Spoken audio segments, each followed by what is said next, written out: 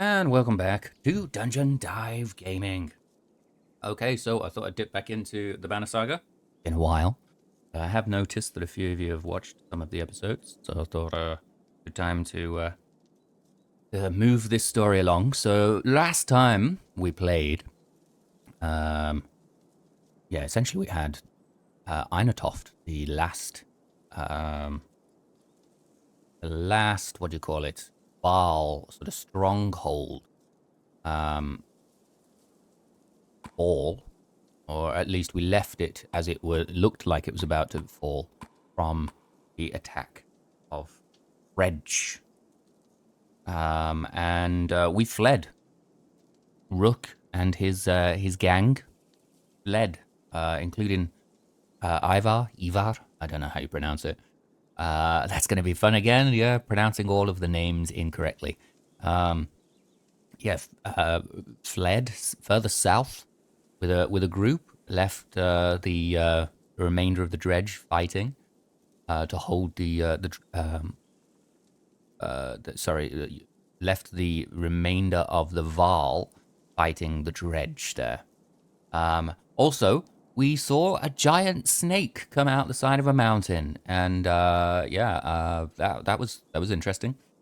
Then there was also another character called Juno that woke up facing said giant serpent snake thing. Creature spoke to her, revealing sort of the what is actually happening, the why the world seems to be falling apart. Um, and yeah, that was it basically. Rook and his gang are fleeing towards, I think it was Sigrholm, with an immortal dredge called Bellower in the suit. And that's where we left off. So let's just carry on and see what happens next. Okay, where are we? What is happening? Let's have a look. First off, then let's check all of this stuff. I do have the controller plugged in, but I guess I can just use the mouse, and it's a little more easy to follow along. So we have 8 days of supplies. We have 423 people in this little caravan. 118 fighters and 82 Varl. So this is our actual fighting force at the bottom. The rest are just mouths to feed. We have 9 renown. We use this to purchase upgrades for our fighter characters. We have been traveling for 104 days. Jesus, that's a long time. Options, I don't think we need that. There's nothing of interest in options, by the way. You can't change any settings at all, apart from the difficulty, which we currently have on normal. Audio, it's all just pretty straightforward. Yeah, there's nothing we can actually change here, so... what does Y actually do? Oh, okay, it just turns on and off the, that stuff. Okay, and if I press up, down, no? Okay, what about... Okay, that just hides that. And let's just have a quick look at the map. See where we are in the world. Loading. Okay, zoom out a bit. Okay, so we have done our... we started over here with Rook. And we headed this way, trying to get to Grofheim. That's where we discovered, basically, the capital city of Varl was wrecked. The dredge had absolutely battered it into nothingness, and the surviving Varl were fleeing this way. And so, we all fled this way. Wormtoe was that's where we hooked up with Ivar. I think. I can't quite remember now, but another sort of Varl spot. And then we headed to Einatoft, which is being sort of battled over between the Varl and the Dredge right now, and now we're fleeing this way. I think we're going through the High Pass to Hawksthorpe, and then from Hawksthorpe, I think, yes, we'll go to Sigrholm here. I think that's the way we're going to go. But as you can see, the map is very cool. The map is very big. I don't know. We don't really get to decide which way we go. It's a very linear game. So I think a lot of this is there just for, you know, filling out the lore. I haven't looked at the majority of this. I've just looked at sort of the bits that are important and relevant to us at the time. So for instance, we're probably going to go down the high pass, a reluctantly formed road. Once travelers discovered that the summer path would often be completely blocked in the winter. Takes travelers the long way around Hawkstorp, which has been good for Hawkstorp's economy and nobody else. Okay, the summer path being this one. So typically people go from Sigrholm up to Wormtoe directly, but sometimes, or vice versa. But sometimes this path is snowed in, so they can't get through here or here, and they have to go this way and around this way. So we're going to go to the high pass, and then Hawkstorp, I believe. Hawkstorp is, so from atop a high hill, Hawkstorp is named for the many hawks that circle past the tall pines and the loft they sit in that lets them see down into the valley towards Boersgard. The town has never had many residents, but has been steadily growing since helping to construct the high pass. Boersgard, where's Boersgard? Anybody see Boersgard? Boersgard. Where is Boersgard? Oh, here. Okay, that's too far away for me to care at the moment. Okay, I think we just carry on. Let's go for it. I'm going to use the mouse, I think. Put the pad away. Okay, and let's check on our heroes. See what condition they all are in. Okay, everyone is fighting fit. Everyone is wearing something. We don't have enough points to upgrade people. Okay. All right. Well, let's just go. Everyone's fit. Everyone's healthy. Oh, let's check the market. Maybe there's something interesting. So we had, what was it, 8 days of supplies? Let's check. Yeah, 8 days of supplies. I think it should be enough to get us to Hawkstorp. Oh yeah, it says right here, 8 days worth. So I'm not going to purchase any more. I think we're just going to leave. Let's get this caravan moving. As you can see, quite pretty.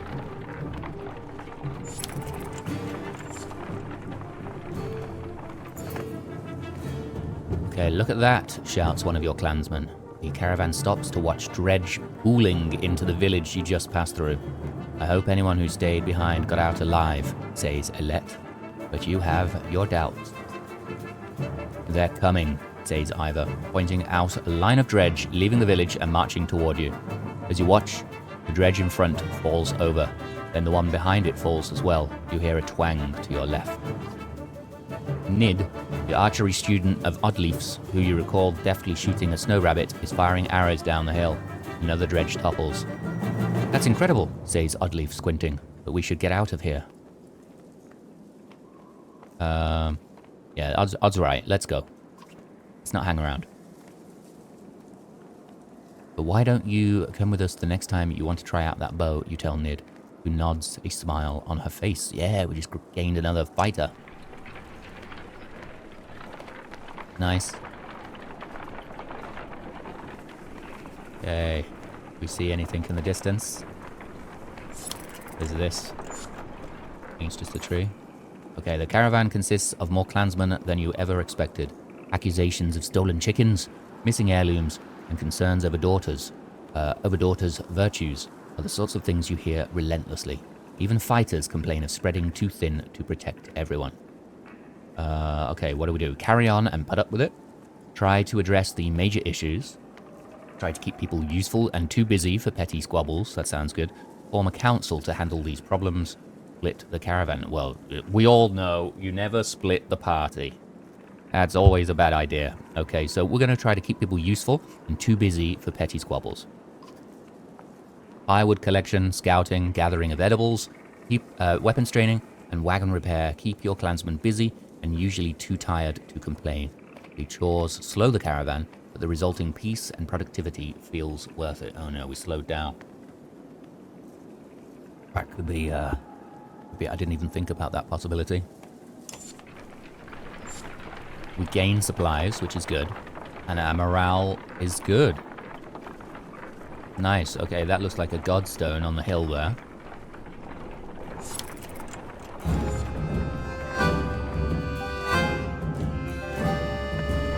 Here we go.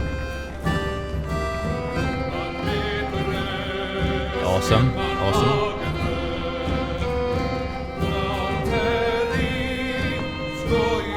What is this godstone going to give us?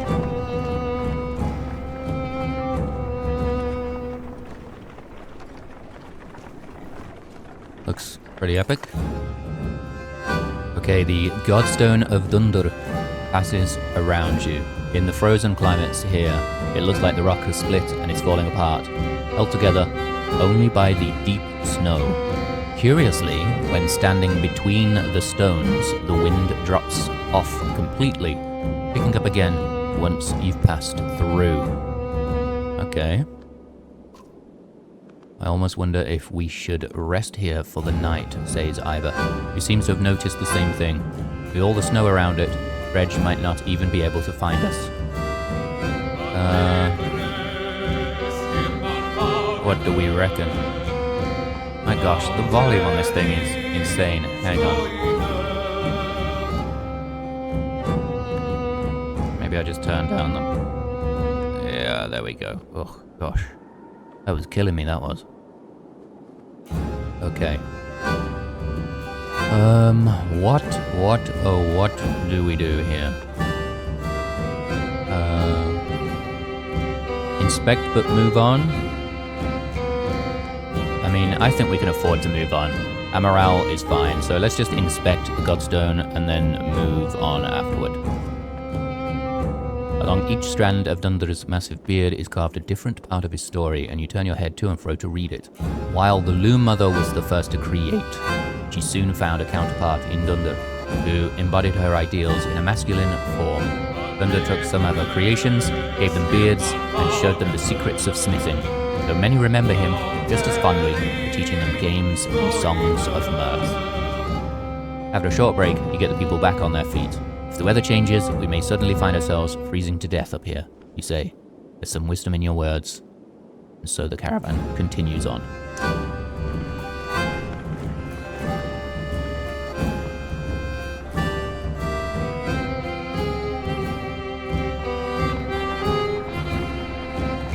And look, there's a village or town, Hogstorp. Amazing. As you're nodding off to sleep, shouts of fire pull you back to attention. Flames quickly consume a supply dragon and a few tents. A woman cries out, "My boy!" and points to a burning tent closest to the outlying Varl. Two of the giants are motionless, staring at the spreading fire with terror in their eyes.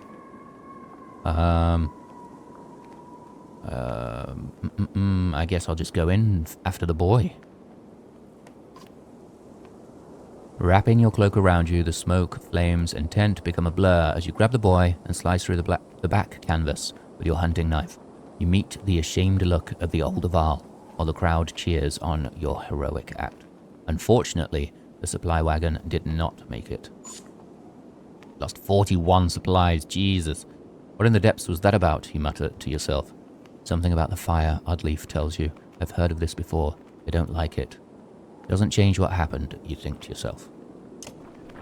We only have one day. It's okay. We're going to make it to Hogstorp. Oh, we don't have the noun, though. Yet. In the distance, Hogstorp smolders like an old campfire. Even from here, you can see black figures shambling through it. That looks like a dead town, remarks Ivor, confirming your impressions. There's usually survivors, Oddleif reminds you. But we're going to have to check it out, because we need supplies. I hope others will do the same for me. Dredge are nothing we haven't faced before. Ivor grunts, but otherwise says nothing. Besides, it might throw Bellower off the scent a bit. You head a day's march out toward Hogstorp.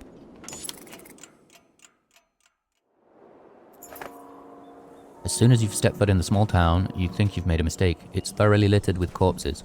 Within moments, the dredge are upon you as though you stirred up an angry hornet's nest. Draw your weapons. Okay. Let's just have a quick look at Nid. What does she do here? So, a mother of 3, Nid comes from a life that never had to worry about things like dredge destroying a hometown of Frostvilla, but has adapted better than anyone expected. Okay. What does she do? Okay, Bird of Prey. The character uses her longbow to shoot further than other less experienced archers, and she always hits her mark. Always hits her mark. Bird of Prey makes it possible for her to strike units before they are able to get in attack range, and allows her passive puncture to be used against more enemies who may have been out of range from a normal shot. So she has puncture. By standing still, the archer is able to line up a shot that takes advantage of an enemy's missing armor, doing bonus damage. Every 2 points of armor, her target has lost, the archer gains 1 additional strength to her attack, as long as she didn't move beforehand. This makes her especially deadly near the end of a fight or against tough opponents who have lost a lot of armor. Just remember not to move, giving the archer time to line up a shot. Okay. How do I get rid of that? There we go. 2 points available.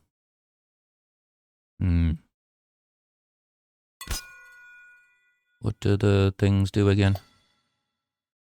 Okay, blocks damage. Damage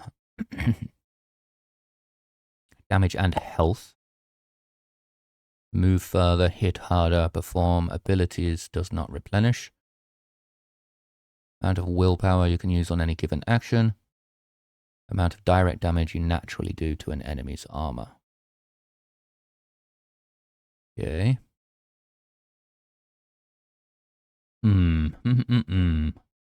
Okay. I guess. What was this one? Exertion?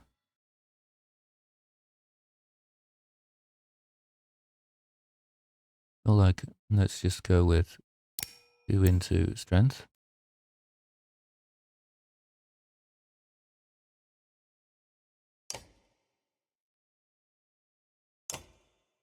But I think we'll stick with the crew that we have for now.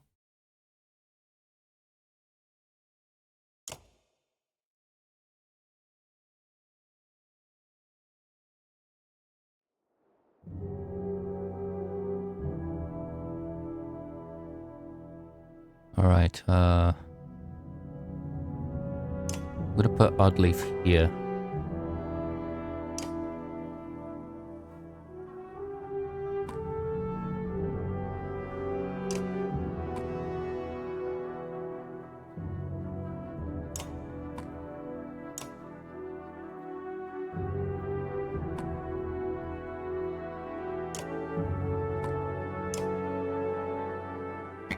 Okay, do we do this?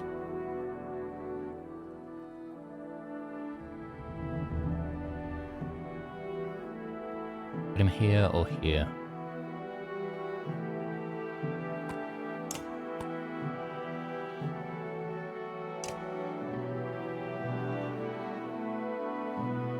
Yeah. Let's just do this.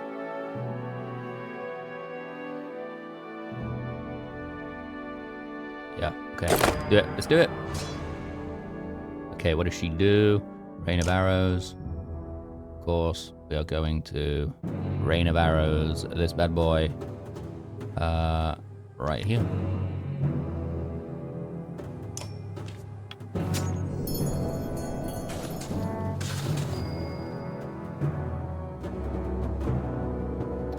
Didn't think this through. Already regretting it.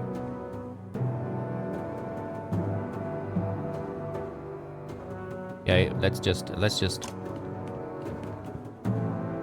do it. Okay, what is this, guys? How do I? There we go. Yeah, okay, we're gonna do this one.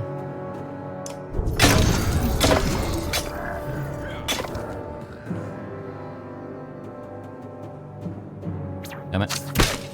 Yeah.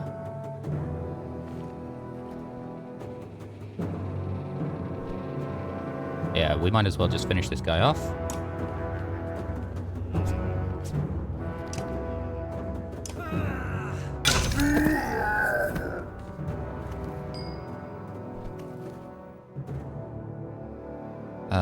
We stand firm.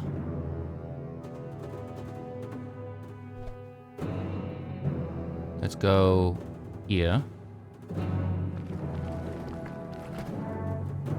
Actually, let's go here.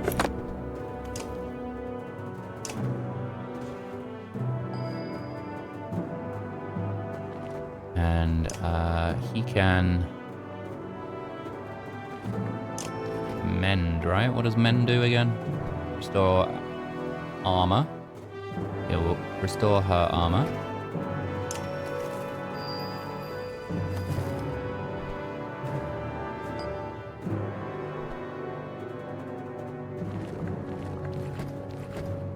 We're going to do this.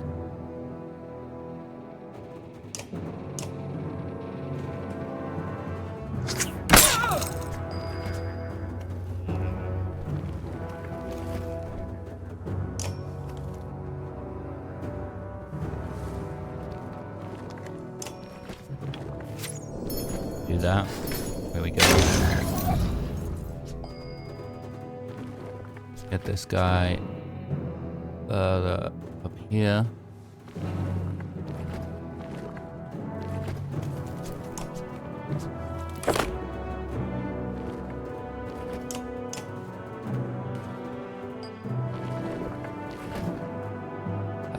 We're gonna just put Rook in here.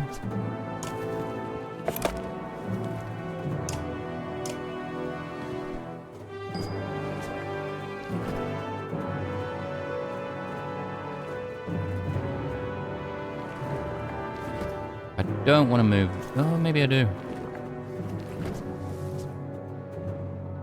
Let's just move him here.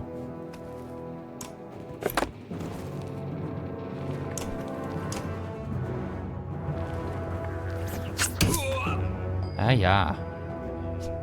Okay. How about...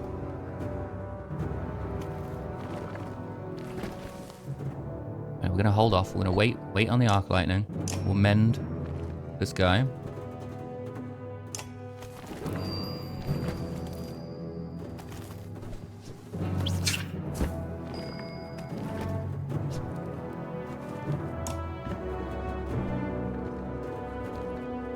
Okay, and I'm gonna have to do this. Reduce this guy's armor a little bit.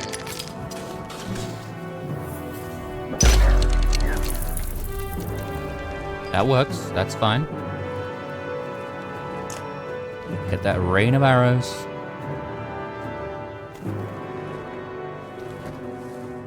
I'm gonna put that right there.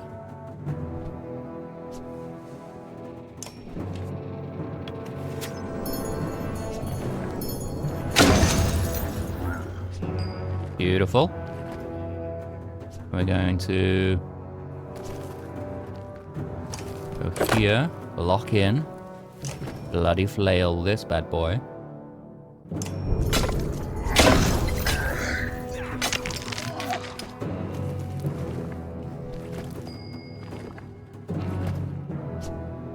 And then mark the prey, right? We need to move first.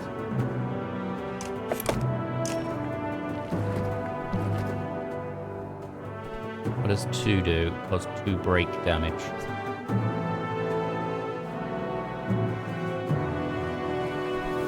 Shall we do it?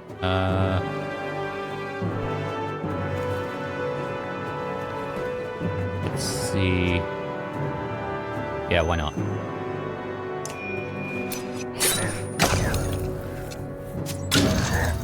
Beautiful, beautiful.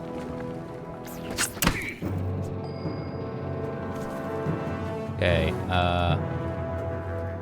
we're going to... What does this guy actually do? Run through. Oof. He can't run through.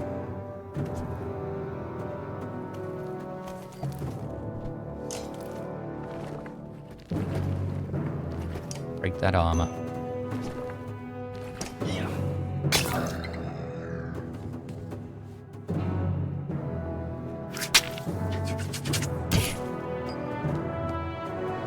Okay, now let's get this lightning.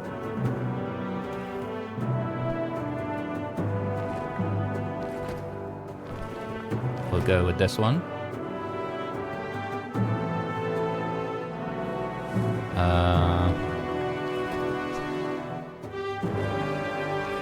Is this 2 strength? We'll go 3 strength. Let's see what happens. Perhaps I should do this one.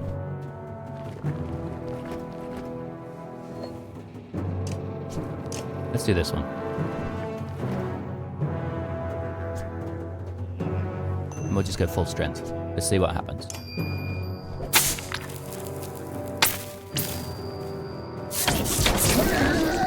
Oh, beautiful.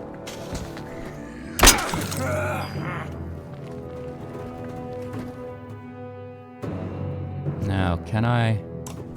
Let's see if we can do this battering ram. No, we can't. Oh, yeah, we can. We can. We'll battering ram this guy.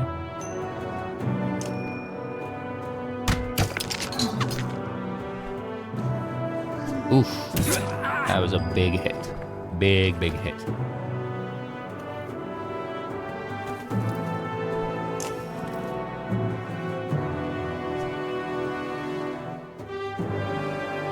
Which way are we gonna go here?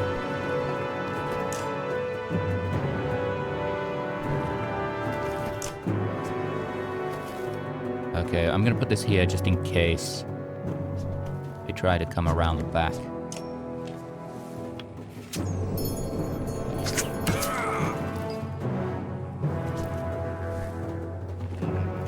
Okay, this guy has got to do his bloody flail.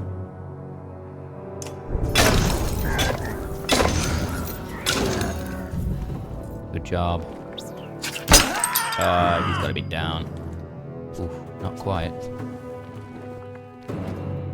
Marking that prey.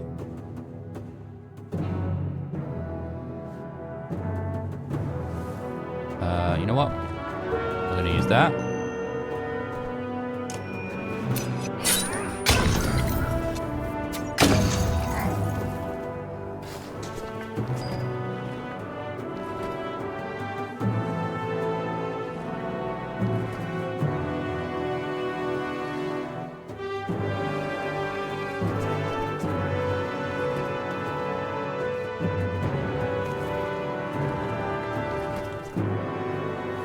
Guess we will.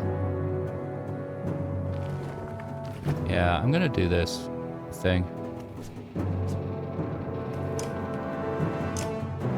Break that armor. Can I? Yes, I can.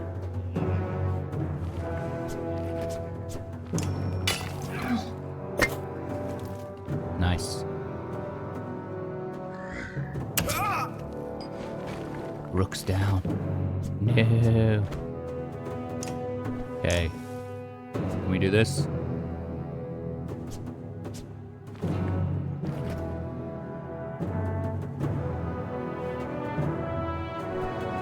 What about if we move first?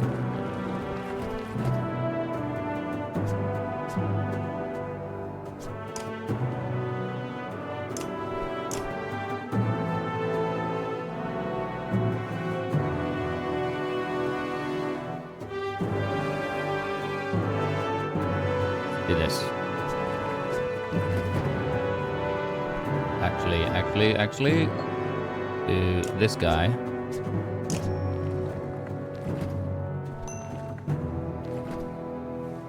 Let's do all 3. For it. Gotta go for it.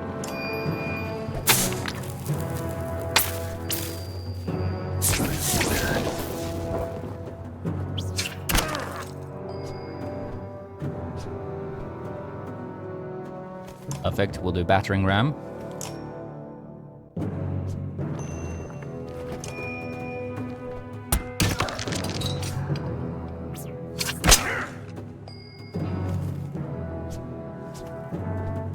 And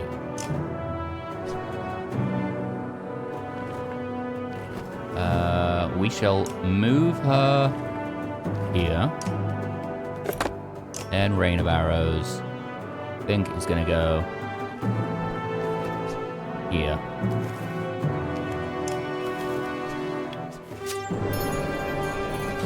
There we go. Amazing. Don't have any willpower, but we do now.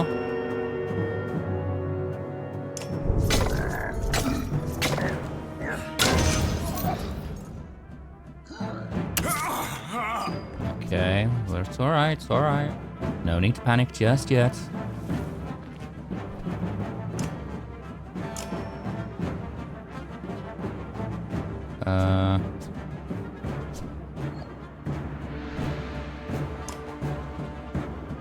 I'm gonna just mend.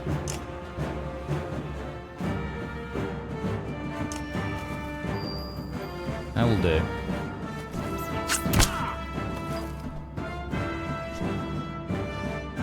Could finish that guy off.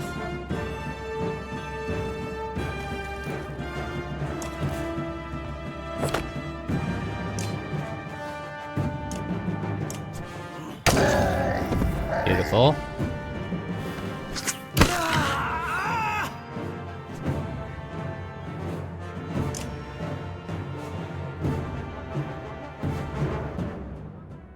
Perhaps we'll just... maybe it would... Yeah, let's just get rid of it. Nice.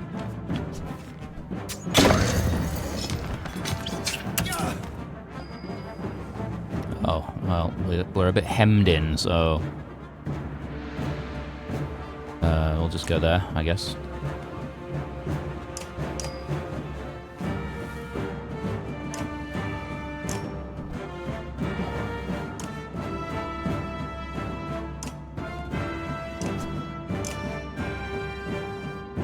Lightning. Have it.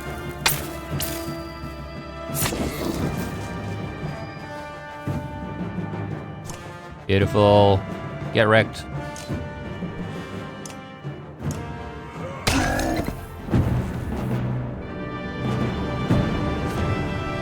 Okay, so that should have got us some renown.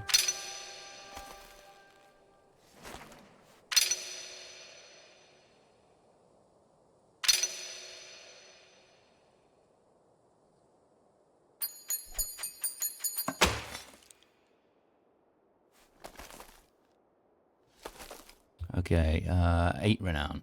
Okay, that's not too bad. Give me a second. I just sent a message here.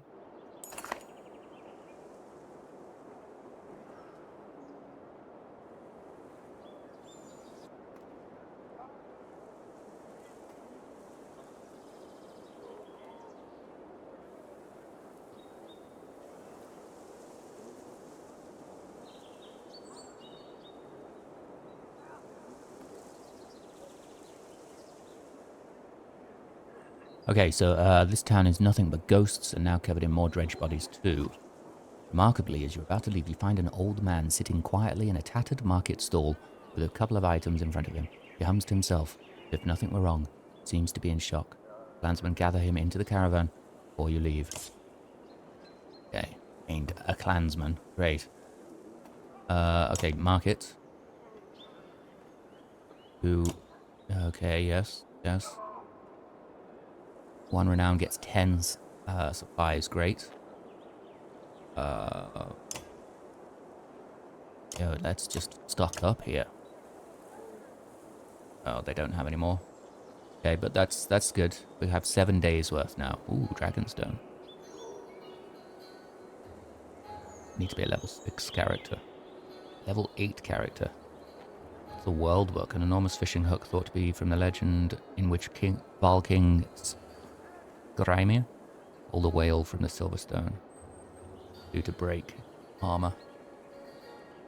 Okay, well, no, I think we're good. Let's exito. Rest.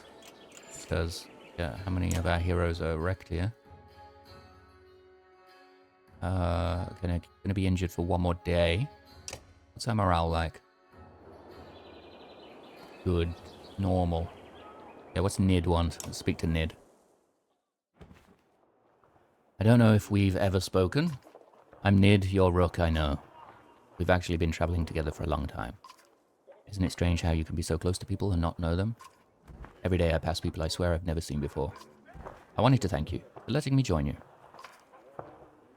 Okay, what do we say to her? Have you always been such a good shot? Where are you from? You're welcome. I should be going. Let's just see, where are you from? I don't think you're from Skogr. I know most of the people there.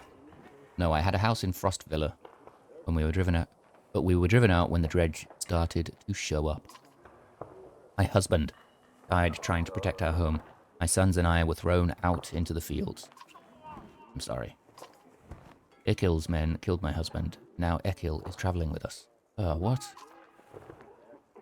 For a long time I was angry. Why did he get to live? Why did you decide for the rest of us? You look away momentarily, not sure what to say. But I've let it go. Let's see what this message is. Okay, alright. Let's just finish this conversation off. I have 3 sons, and I don't want them to grow up with hatred in their hearts. That's why I wanted to thank you. Have you always been such a good shot? Honestly, I never even tried before Oddleif made me. Spent my whole life making clothes, cleaning. Oddleif's good, but I don't think it was all her doing. It feels right. Just look where I want it to go. Anyway, I feel better. Caravan, the people worrying all day and making problems. Sometimes they really stew in their misery. I'm glad I can do something helpful. Well, you're welcome, but I should get going. Got a lot to do. Don't think anything of it.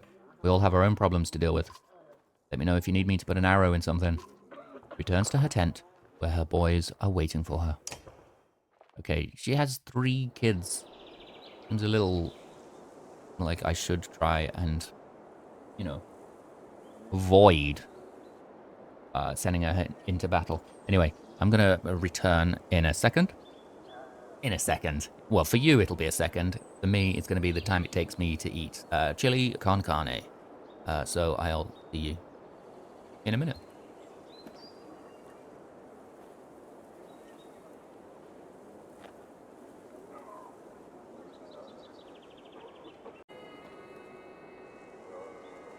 Okay, there we go. 1 chili con carne later. Have a sip of coffee. Delicious. Okay, let's carry on where we left off. So, we only have 1 injured guy. Ogun? No? Onef. Let's take Onef out. How do we? Yeah, we do that. And should we see how Nid does? What was her deal again? Bird of prey. She can shoot further. So that would leave us with 2 ranged, 3 ranged, 3 melee. Let's give that a shot. Let's see how we do. Okay, we have 12 renown. I think we should save it. Maybe get 1 more day of supplies. We can. Oh, they don't have any available. Okay, well, I guess we head on out. Continue our journey. Where are we on the map? We're on Orksthorpe, or whatever it was called. Yeah. We're going to head to Sigrholm now. Down Sten's March. Sten's March, not content to stop at Stromland, a man named Sten hoped to find land as rich as Arberang along the new coast. Instead he found bog. All the way up the coast he went, until ice covered the trees. It's far enough, said Sten. Stopped. Bugger. Okay, so, yeah, he basically went, oh jeez, from Boersgard. Saga. Nice. Alright, anyway, let's continue our journey. We are not doing the best for morale, but I mean, I guess we could stop 1 more day. But I don't want to waste the supplies, so let's just head on out.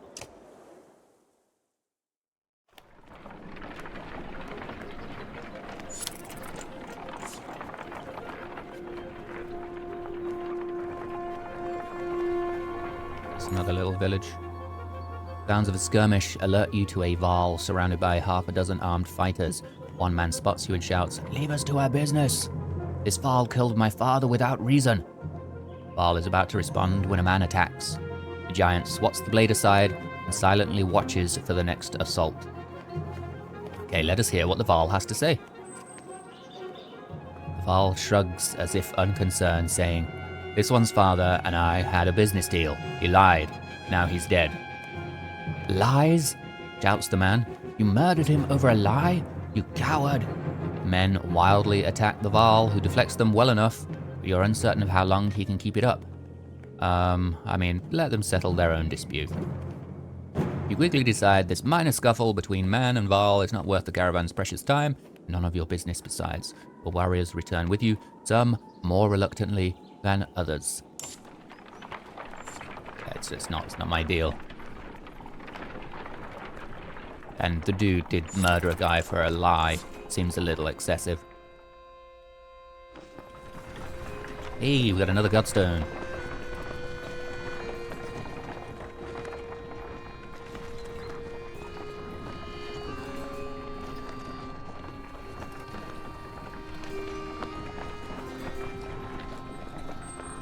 Okay. Looks cool. What's this one? The Godstone of Ingrid, goddess of knowledge, looks on as the caravan takes a much-needed rest. Iva shoos some children away from a solitary dredge slinger lying dead beneath the stone.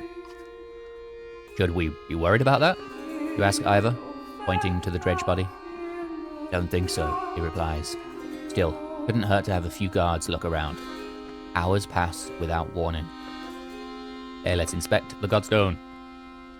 Ingrid's Godstone is carved with ancient runes, which don't make much sense to you, though Eyvind tells you some of the Menders have deciphered them. It's how the Menders learned the language of the gods. Past the largest stone, a long series of slabs contain more writing all the way down the hill. The odd thing, he tells you, that the writing occasionally changes depending on who is reading it. Usually, it describes the history of the gods, but it can be about nearly any topic. Sadly, Eyvind doesn't know how to read it himself. Juno could, he says. Pack up and move on. Morale improved, nice. As you're readying to depart, you hear screams from near the main Godstone. Same boys, so curious about the dead dredge before, are shrieking and pointing. For a moment, you think it must not have been dead, but then you see that they have opened a wrapping that was in the dredge's hands. Wait, says Iva, his arms across your chest. This shouldn't be seen. Get everyone away. A chill sweeps over you. Alette pushes past and gasps. Stop, shouts Iva. The curious onlookers have already seen it. In what? Leave it. On the ground before the dead slinger is a small stony figure, its hands searching for something it can't find. That's a baby. That dredge is a woman. We've been killing women. We've been slaughtering women and children this whole time. Leaving them to die. In a war, it's only the males who fight. Well, yeah, sure, Iva. Look around you. We've been fighting these dredge the whole way. Why are women and children on their backs attacking us? Oh, why are women with children on their backs attacking us? They're not invading. They're running. Everyone stops dead in their tracks. The entire caravan is gathered around, aghast. When I spoke to Juno, she told me something was coming. She didn't know what. Darkness. Something black is covering the world, and the dredge are running from it, just we're running from them. The serpent, the quake, it's all the beginning of the end. Iva, you knew? Why? Why didn't you say something? What do we say as Rook? Iva, say something! Iva? This isn't the time. Let's just ask him politely. When I was young, I killed one of the Sunder during the Second Great War. We called it Raise. Every time we would build our defenses, it would flatten them and push us back again. I became separated from the rest of the Varl and stumbled upon Raze deep in a snowstorm. Alone. She was nursing. I threw my axe. It twisted in the wind. A son died in her arms. She was so pathetic, kneeling in the snow. Didn't even try to stop me when I took her head. That's how I killed Asunder. When I found my way to Grofheim, the Varl wanted to make me Gender, next to be king. I left, walked until I ended up in Skugger, where no one knew what I had done. The only sound is the wind blowing through the trees. Okay, wow. Okay, so, what are the odds, do you think, that Bellower is the father of the dead, child dredge thing?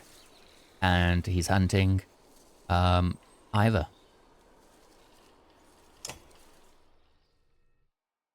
I bet that's what's going on. Okay, for a long time, nobody says a thing until a child breaks the silence. What do we do with the baby? She asks. Lump forms in your throat, looking at the small obsidian creature squirming before you. Oh, jeez. Okay. Okay, put it to a vote, I think. We ask group. But people are stupid, aren't they, when in groups? People conform to crappy ideas. But then also I don't want to be a dictator and insist on taking it with a caravan or insist on leaving it behind. I guess we just put it to a vote. We have to ask for the collective thought on this. Don't want to be like I say, a dictator. While some grumble about leaving it to chance, the caravan votes pretty clearly in favor of leaving the infant behind. It remains beneath the godstone. The caravan departs. Try to put the whole episode from your mind and focus now on reaching Sigrholm. Okay. Not really happy with that decision, but, that's democracy.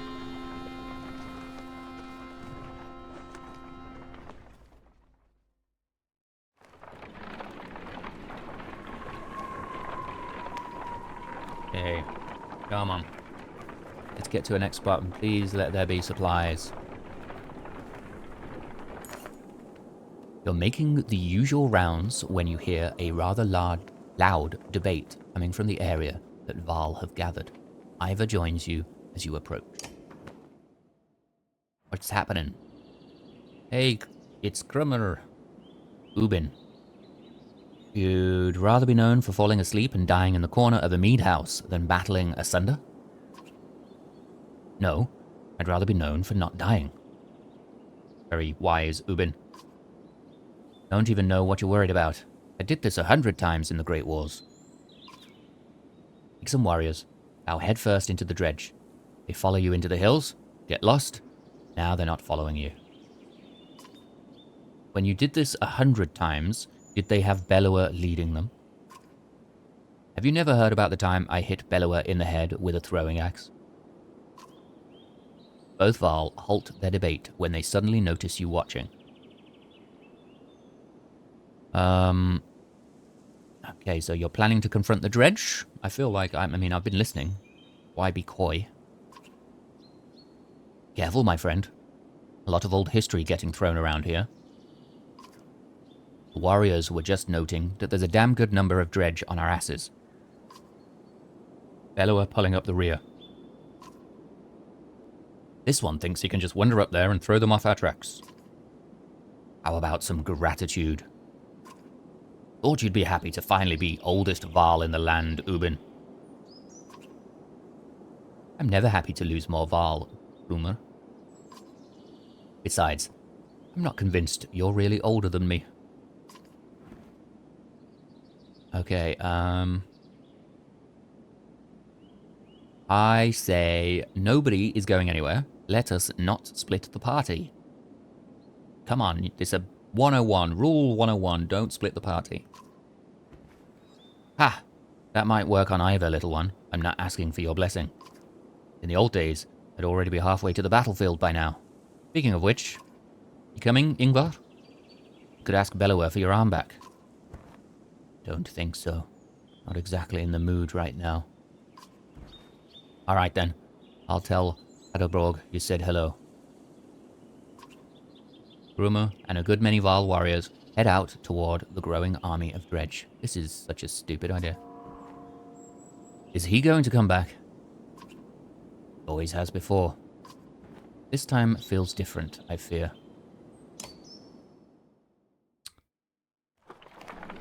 That's not what we needed. We just lost a whole bunch of Varl.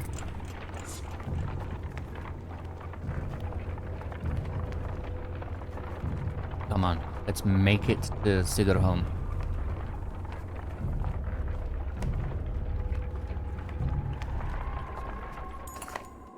A scout returns with a nearly frozen child. I almost stepped on her in the snow. Looks like she must have been running from something, he says. Patches of blue mottle her pale skin, but her chest rises and falls ever so slightly. Even just carrying her along could kill her in a state like this, says a woman. We could be in danger here, points out another. Okay, we have to keep moving. We just don't have the supplies to stop. Fighters stay alert for any threat while the caravan moves on. The healers rub the girl's arms and legs under blankets to no avail. An hour later, one healer approaches you with tears in her eyes. Says nothing, only shakes her head. It's sad, but again, like, I have a few hundred individuals here to deal with. Weak morale. There's Sigrholm. We're gonna make it. Gather round, doubters, echoes a shout in the distance as Grumor and his band of warriors break through nearby foliage. And behold, the invincible Varl. The caravan is thrilled to see Grumor return safely. Thank goodness. Did the plan work?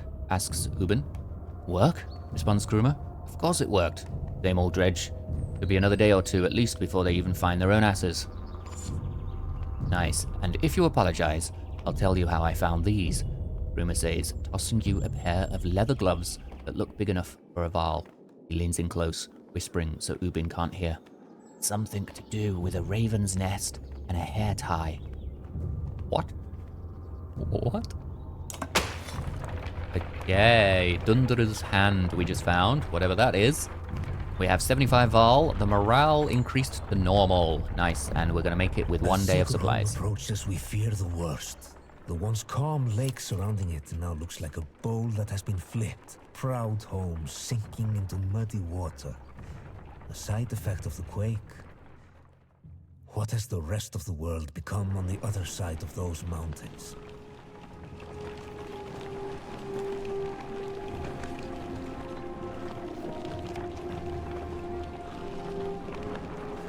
Okay, but they still have a market, right?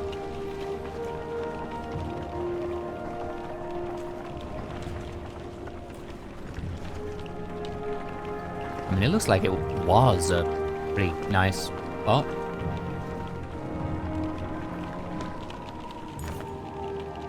One catastrophe to another, says Oddleif as you pull into Sigrholm. The town appears to be sinking into the lake. Townspeople peek from dark windows in makeshift hovels further up the hill. No, says Eyvind, looking frantic. Where is she? He runs to the front of the caravan, looking out over the water. Juno isn't here, and you get the creeping feeling they're not welcome either. Going upriver looks out of the question. The beach is bare, aside from the occasional skeleton of a ruined fishing boat. You reluctantly set up camp in the sinking town. Oddleif. All I'm saying is, how long are you willing to wait? While taking stock of caravan, I assume that's meant to be of the caravan, you've inadvertently walked into a debate between Oddleif and Eyvind. As long as we need to. And I think we need to get out of here. I don't feel good about this place. Why? What's wrong? Something doesn't feel right. People here are staring at us like those vultures in the wastes. I'm sorry, Eyvind. I think Oddleif is right. I saw a man. The whole time we were setting up, he was just watching me. In a creepy way. And how long before the dredge find us here? Juno will come. Just give it a little more time. Rook, listen to me. I need you to trust me on this.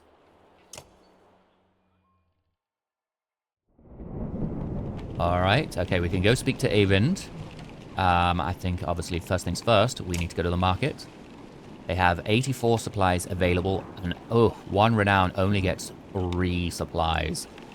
Ouch. But we need them, so just what we have to do. I'm going to max out on supplies, because I don't even know where we're going next. Actually, before we do that, maybe let's speak to Eyvind, because maybe it'll give us a clue. So let's do that. Speak to Eyvind.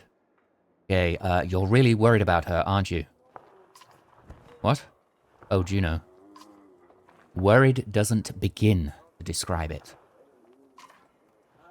If she doesn't find us here, or something has happened to her. Are you sure what you saw was real? Could have been a dream, or, I don't know. You were pretty exhausted. I don't know. To be honest, I'm not sure anymore. Everything is a blur. Don't tell the others I said that. Have to hope it wasn't just a dream. You think about what you want to say. Okay, what's it like to be a mender? How exactly does weaving work anyway? Why is Bellower still following us? I won't take any more time. Okay, I mean, let's see if he knows why Bellower is still following us. I saw Grofheim as it burned. Eyvind gets a faraway look in his eyes.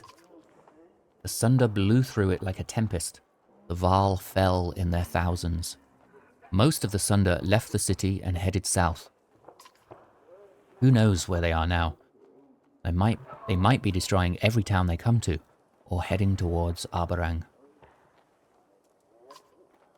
Bellower stayed in Grafheim, just for the sport of it, I think. As we fled to Einatoft, I thought he must want to wipe the Varl off the map completely. But then, he came after us. Maybe he knew Ivar was the one who killed Raze. That's what I said. Maybe, but let's just make sure he doesn't catch up. Okay, how exactly does weaving work, anyway? Well, the hardest part is usually seeing threads. Everything is part of the tapestry, made of threads woven together. If you can see the threads, you can manipulate them. I don't know how to explain it, really. It's like trying to play a harp with invisible strings. Look at my staff, for example. Some menders carve intricate patterns in the wood to help them remember the shapes of, like I said, hard to explain. Okay, well, do you think this is the end times? Let's ask him. I don't know what to think. I wish I could give you a better answer. Even if we escape the dredge, that serpent said a darkness was covering the world. I don't know how long that will take, or what it means, even. I'm just trying to solve one problem at a time. The Menders are in Arberang. If we can find ships and make it to the capital, we might have a chance. Alright, well, I won't take any more time. No, it's okay, Rook. I appreciate the talk. It's good to stay grounded. Spend all day worrying about serpents or sunder. I think a lot of people are intimidated, or scared maybe, of me. Don't worry, it's nothing new. I'm used to it. Maybe sometime we can talk about things that don't include the world ending. Alright, okay. Well, that gave us no clue. Let's have a look at the map. If essentially we're heading generally towards Aberang. See if we can see where that is. Aberang, Aberang. Okay, so I guess we're just going to keep heading this way. Reynevik, I guess, would be the next stop.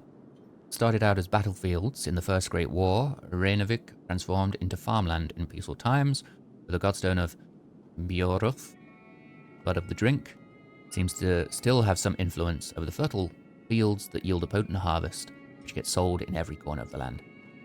Reynevik's brews, as it is said, are half the reason anyone still goes to Boersgard these days. Okay, so maybe Boersgard will be the next stop. An aging and senile mess of a city. You can't remember whether it wants to sell you something or steal everything you've got. While Ormsdale grew early into an important hub of trade, its twin city, Boersgard, became the place to buy things nobody else was willing to hawk. It's greatly supported by the potent items harvested in Reynevik and Tisdale, and plagued by huge disparities between the extremely rich and the suffering poor. Okay, so there's the other one. Okay. So, it's about the same distance from Hawkstorp, Boersgard, maybe a little longer. So we're going to need 7 days of supplies. At a minimum. So let's buy everything we can.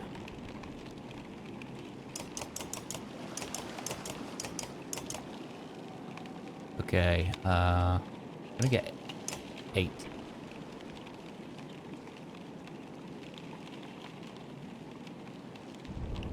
Yeah, I'll do that.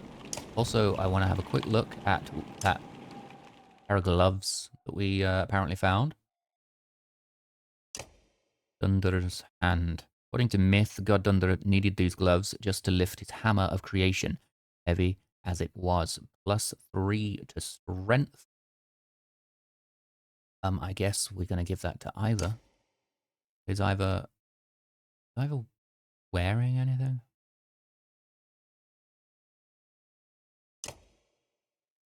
You have? Don't even really know what that means. Not back on strength greater than 5. Don't really understand. So we're gonna swap it out. How do I?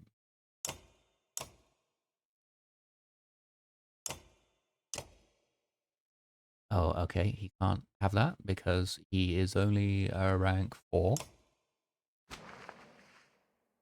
Actually, let's just have a quick look at this. I think we'll try this out.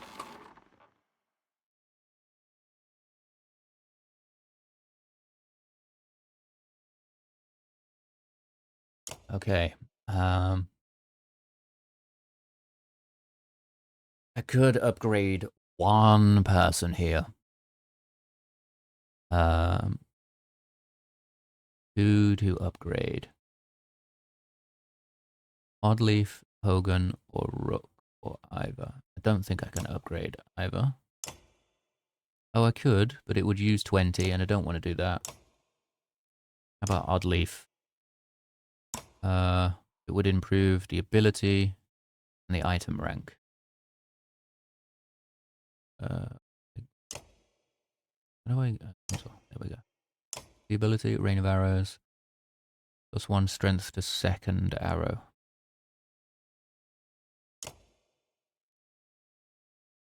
Okay, it could be worthwhile. But Hogan as well, because we get just a higher stat.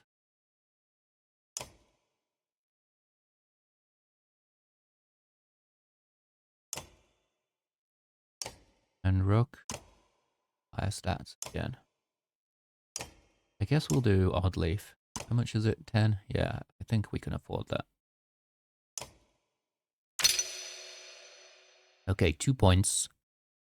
Where shall we put them? What was this? Willpower? Is that right? Move further, hit harder, perform your ability. Yeah, I think... Yeah. I think maybe put it here.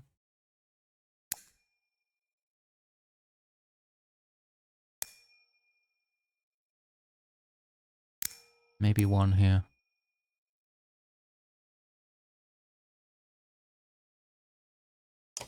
Let's try that. Okay. Oh, we could rank her up again.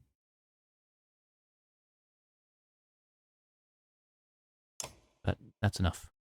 Okay.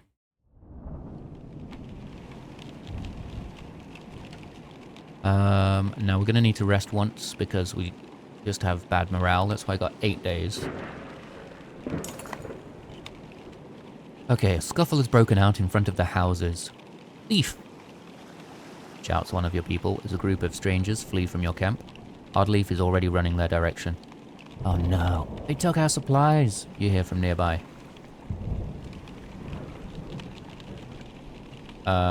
Protect... Oh, god damn it.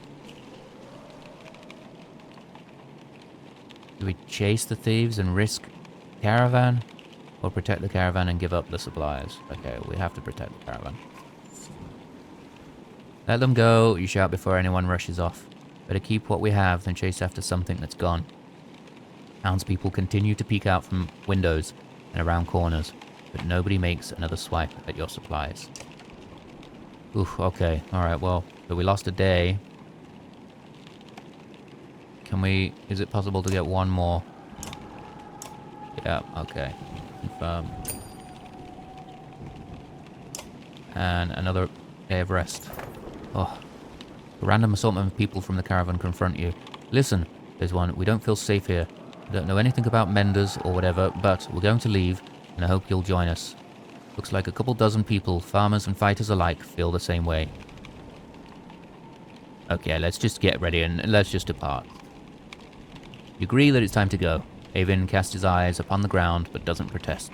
The caravan packs up and prepares to leave. We've got other problems, says Ivor. The whole place is flooded. We could try to walk the muddy parts, but it'll be slow going. We could try to float the caravan over the lake, but we might tip or get stuck. Or we could just go around the whole thing. But no idea how long that'll take. What do you think? Okay. We're gonna detour around the flooding. You leave Sigrholm and start to feel your way around the flooded area, which has washed out the road completely. You continue far into wooded area, which slows you down even further. Already committed, you hope you didn't make a grave mistake. Oh, jeez. You leave Sigrholm in a hurry, hoping to outpace the dredge that must be close behind. As you continue further south, you first hit overgrowth, and then forest, before finding land that is dry enough to follow back around. By the time you circumvented the mud, you've lost a lot of time, and hope it doesn't haunt you later. Jesus, 28 supplies. Cost us 3 days. Ouch. Okay, but morale is good.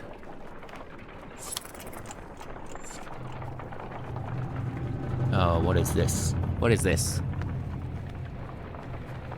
Oh, okay. I thought it looked like some sort of bramble or something, but we're okay.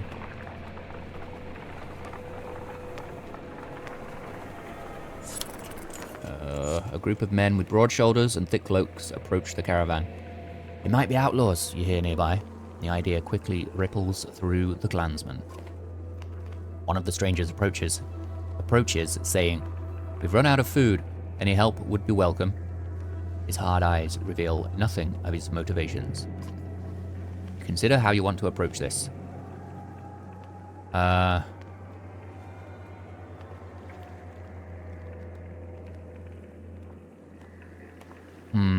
Okay, so we can offer them food, no food, but inform them of the dredge. Ask them how they came to be here. Tell them to fight with us to earn their food. Decline to help them, or offer them a few days' worth of supplies. Well, that is out the question, because we cannot afford it. I don't want to just flat out decline, but that might be an option. Fight with us and earn your food. This seems like a good idea. It is more mouths to feed, but it is also more fighters. And, you know, I'm not always... I'm inclined to offer them no food, but inform them of the dredge, and then see how they respond. You know, they might offer to join and fight, in which case, fine. So I'm gonna go no food, but inform them of the dredge. You can't spare the food, you say, but I'll tell you this. Turn and run. The dredge behind us, follow swiftly. The men exchange unsurprised looks before the leader says, "We appreciate the warning. It makes our need for food greater. You consider how you want to approach this." Okay, fight with us and earn your food. Men look surprised by your offer. In short order, they join the caravan and start sharing tales and drinks. Unfortunately, it's less than a day later that you discover they vanished along with a sizable portion of your supplies. Damn it, I knew they couldn't be trusted. We're now completely out of food. We have to hope that we find somewhere to stock up before morale gets out of control. As you're about to head off to sleep for the night, Onef pulls you aside. "I have a couple of concerns I want to speak to you about," he says. "In private. Find a quiet place to talk." "What's on your mind?" "How well do you know the people traveling with us? How many strangers are in the caravan now?" Okay, who were you worried about? The group decides, not just me. We've picked up quite a few. Is this about Ekil? I'm gonna just ask who are you worried about. I've been watching folks since I joined you. Your companions from Skogr, they're loyal. They're loyal. I mean, it seems pretty clear that they die to protect you. I suppose I'd do the same. What about the Varl? Don't even know half those warriors. You're telling me they have no problem following a man's orders now? After everything that happened at Einatoft?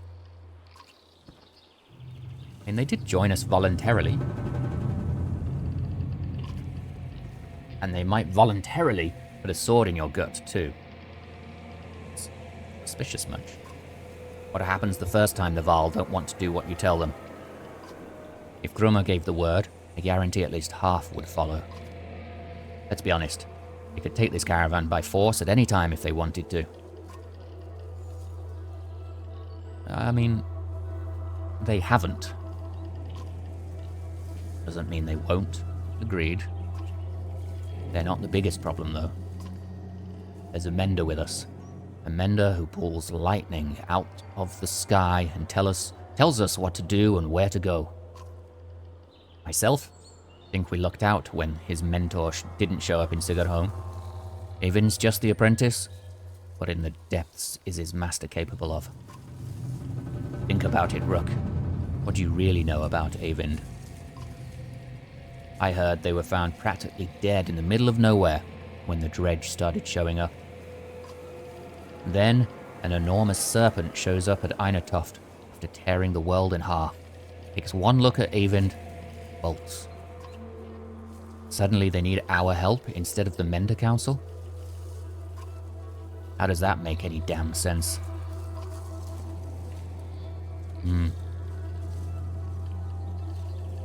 I mean, he does make some valid points. Not agreeing 100%, but, you know, you raise some good points. Points you should have made on your own. Grateful for what you've done to get us this far, Rook. It's always been about trust. I think it's time to part ways, so to speak. Think personal. Suddenly, you gasp for air. What? When you look down, Onef is holding a knife buried deep in your ribs. What? Onef, you... Your vision blurs and blood fills your sight. You gasp again. There's a bird whistle, and the camp becomes a blur of motion. Onef's fighters from Frostvilla leap into action, gutting people down. As Oddleif turns to fire on the men, Onef runs her through and pulls the blade from her back without even breaking his stride. He drops like a sack of flour. Onef heads straight for Alette, who freezes in unbridled terror. You rise to your feet through the pain. Oddleif is dead. Somehow, you find the strength to cleave the nearest traitor in two, but you can't find the breath. Shout. Think your lung might have been punctured. Onef clutches Alette's wrist amidst the commotion, tosses her bow aside, and pulls her into the deep woods. Her eyes meet yours across the campsite. No, her lips say, but you can't hear the words. A dozen men appear between you as Ivor steps into view, as fearsome as you've ever seen him. What in the hell?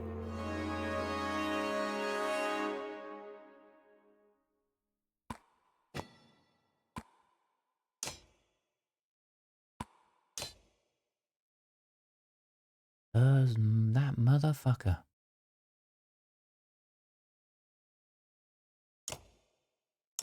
Can this guy have anything?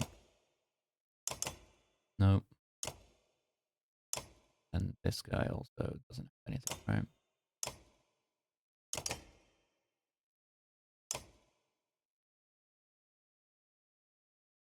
What a... Oh, man.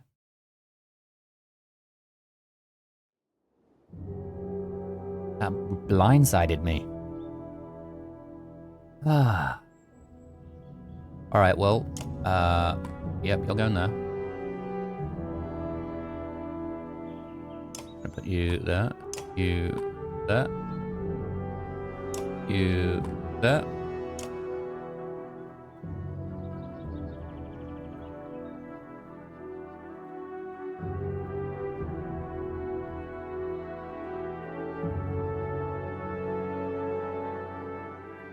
Yeah, okay, I think this looks good to me. Okay, what does she do again? Bird of prey. Fires arrows at great range with a 100% chance to hit. 7-tile range.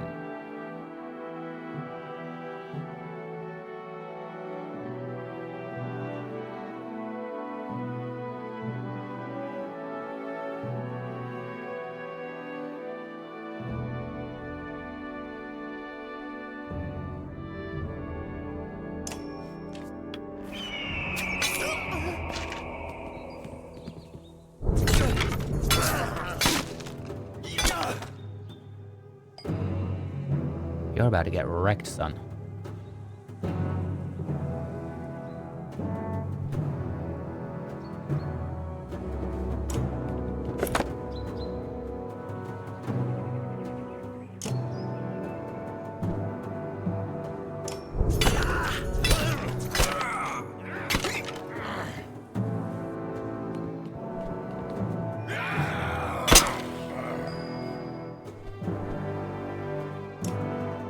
Mend.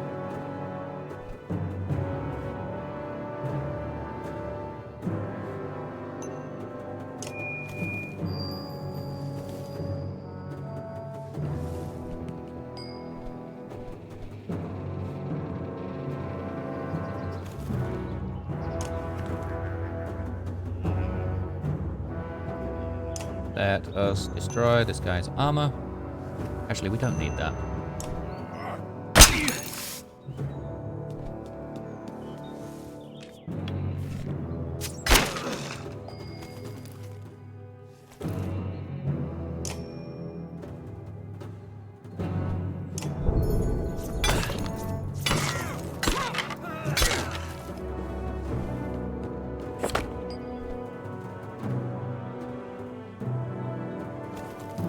What is this guy's special ability? Forge ahead. Select an ally to move forward in initiative. They're useless.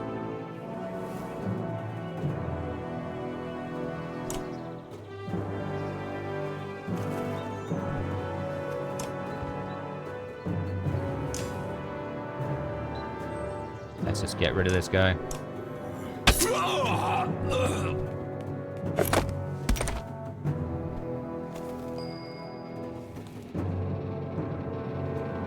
And get rid of this guy.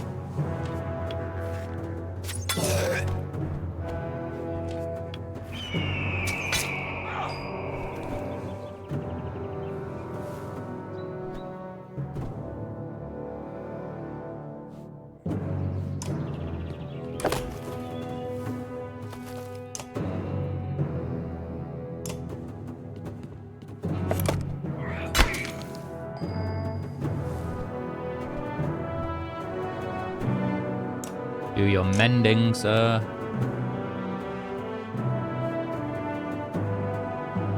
Or maybe... Yeah. I mean, they're lined up, which means... Yeah.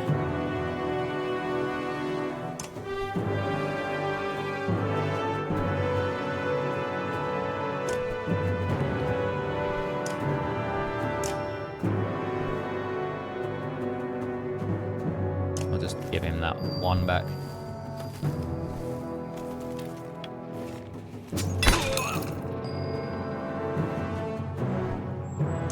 Battering ram, thank you very much. We're gonna do that.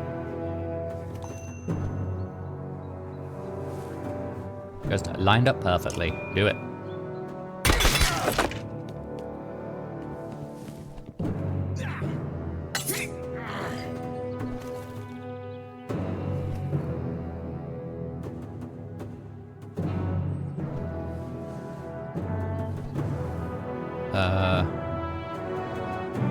We're gonna do that. No, we're not. We're gonna do that. And yeah, we shall flail.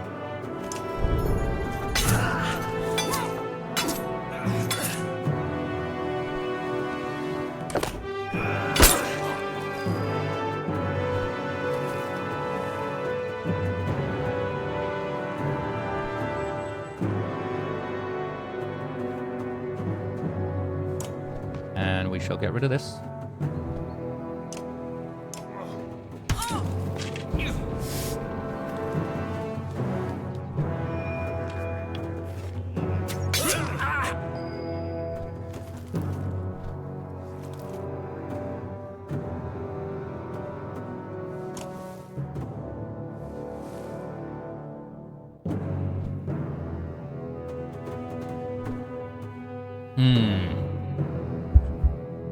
Oops.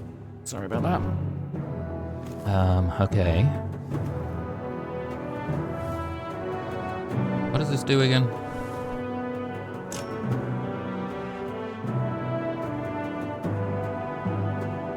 It's 1 damage.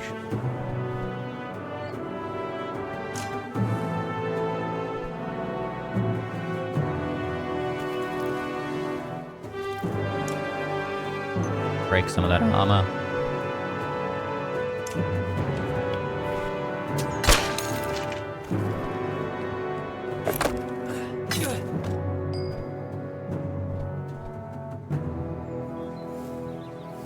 Okay, he's gonna die soon. What does rest do again? I can't even remember.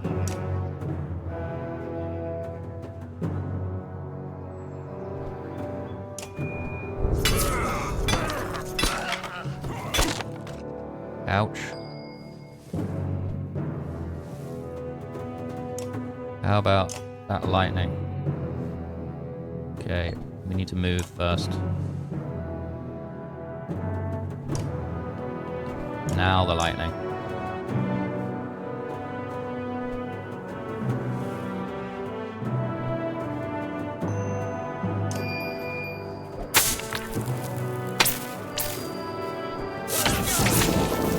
Oh, ouch.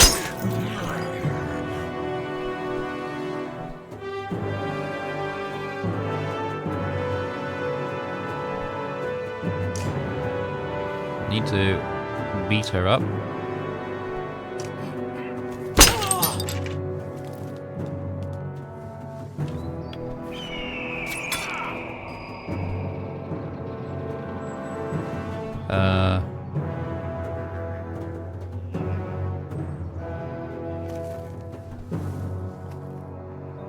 No. We're gonna go with this one. Because if we get lucky, we could kill him in one go. We didn't get lucky, but worth a shot. He's gonna die now. And we're gonna try to just keep beating up on this guy.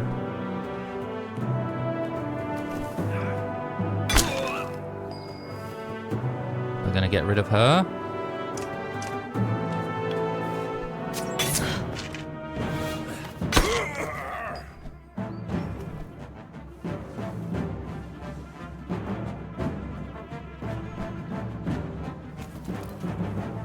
So this guy's health is on 4, 2, 5. Okay, we're gonna go here. Bloody flail.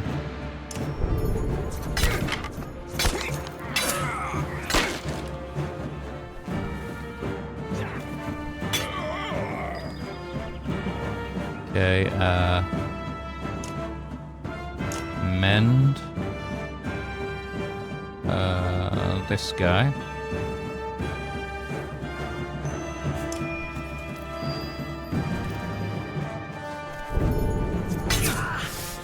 Okay, yeah, we're good, we're good, we're good. Nice. I guess we'll attack this one.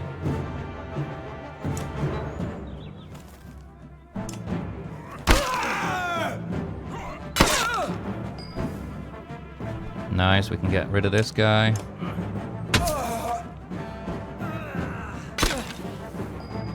Yes, beautiful. We can get her forward.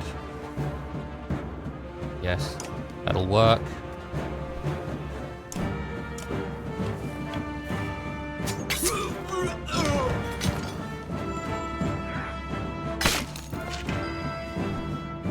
We're okay, we're okay.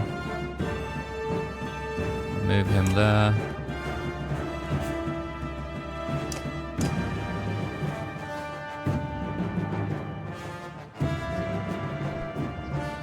And perhaps he can just attack.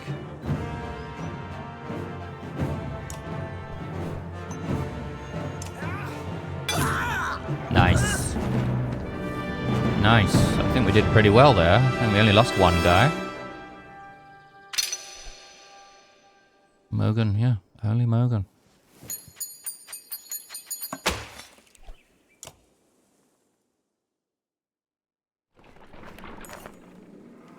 Where is Alette? Shouts Ivor, tearing through the nearest bandit. But you're already hobbling into the deep woods where they disappeared, ignoring the battle raging behind you. In a haze of pain, you start to think you've lost their tracks. Then you hear Alette screaming in the distance, followed by silence. You tear through the trees. In a small clearing, Alette lies with her back against a tree. Her hands and her clothes are covered in blood. She stares vacantly ahead, unblinking. Beside her is the body of Onef, an arrow buried in his right eye, as if placed there by hand. She looks in your direction, and then at Onef. I killed him, she says. Good job, Alette. Alette, are you all right? You cringe as much from the pain as the appearance of Alette after her bloody struggle with Onef. No, I'm not hurt. I had no choice. Your chest. You're bleeding. Yeah. He's currently operating on one lung. Suddenly, she's at your side, putting pressure on the wound. I can fix this. Where's my needle? Oddleif? Anyone? Ivor, I found them. Just as your sight goes black, you see Eyvind, Ivor, and Alette standing over you. He's going to make it? Your eyes open to the sound of Alette's voice. Normally a wound like that? I only hope I did enough. I'll survive. Dad! Alette stops herself from hugging your bandaged chest, pulling your head to her instead. The words come out easier than you expected. Oddleif? It's a good thing Eyvind was here. She's going to pull through. Though it was a nasty wound. Jesus, she made it. What a trooper. We managed to kill most of those traitorous sons of bitches, and the rest fled into the woods. There were a lot of people I couldn't save. You did everything you could, Eyvind. Nobody expects you to raise the dead. Eyvind frowns deeply, putting a hand to his forehead. Why did Onef do this, Rook? He was talking to you right before it happened.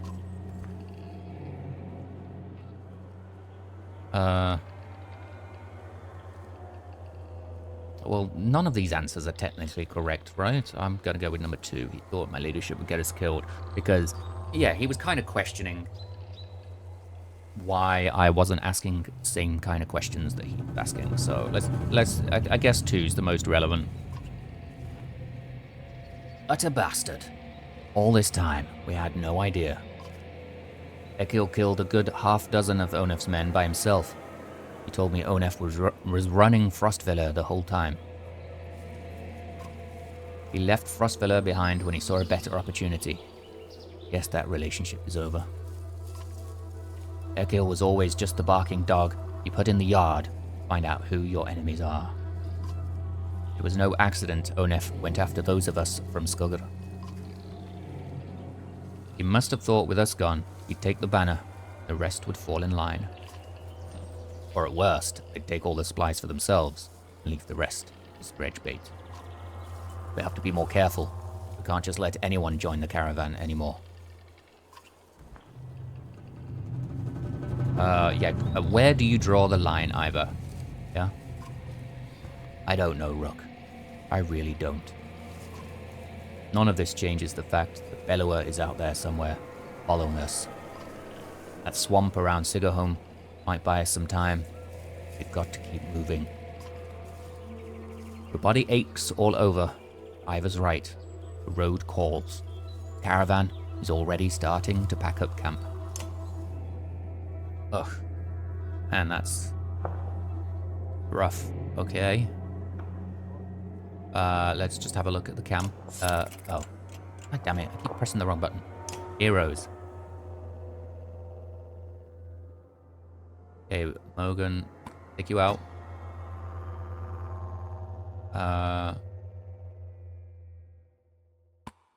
Take Nid out. Oddleif back in. What does Alette do? Thread the needle. Placing an enemy in a straight line up to 5 tiles. Use through every character in the way. Do normal strength damage to each, in addition to bonus armor break and puncture damage. Could be quite useful. But let's take Promo back out, put Rook back in. And what about Ekil? Guts. Leaps to great heights before bringing down his axe on the enemy, causing all units adjacent to him to be knocked back, friend or foe. Oh, great. He does have shield wall, which is always useful. I'm going to throw Alette in. Am I?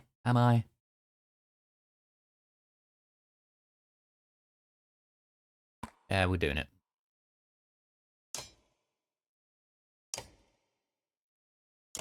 Going for it. We're going for it. 24 renown. Do I rank up anybody? Don't think so. Let's go speak to the people in the camp. We're losing people because we're out of supplies. Let's speak to Oddleif first. How's the wound? You notice Oddleif wince as she rises to greet you. Doing a lot better. When I saw it happen, I thought for sure. Oh well, I'm really glad you're. You would have missed me, Rook. He smiles. Without Avind, that's all you could have done. Instead, you'll have to put up with my crap a little longer. Still aches like you wouldn't believe, though. Or maybe you would. Heard you took a stabbing yourself. I guess things could have gone worse. But yeah, how is your husband doing, Oddleif? Oddleif's smile falls like a lead weight. I'm sorry, Rook. Sorry I didn't tell you sooner. He died in Einatoft. Gee, wow, that's a bit of news, Oddleif. It just didn't seem like the right time to, put that burden on you. Should have said something. Been lonely without him. I'm glad to have Alette around. And you, Rook. Okay, I'll let you get some rest. Okay, thanks. I'll take you up on that. You're welcome to keep me company. Okay. When I'm a little more awake. I'll talk to you later. Thanks, Oddleif. Okay, what about Ekil? Look who it is. Still not dead. How are things, Rook? I never guess with you, Ekil. I heard you helped drive off the traitors when Onef attacked us. And it leaves me always wondering, what's your deal? I'm not so hard to understand. Why don't you try asking instead of telling?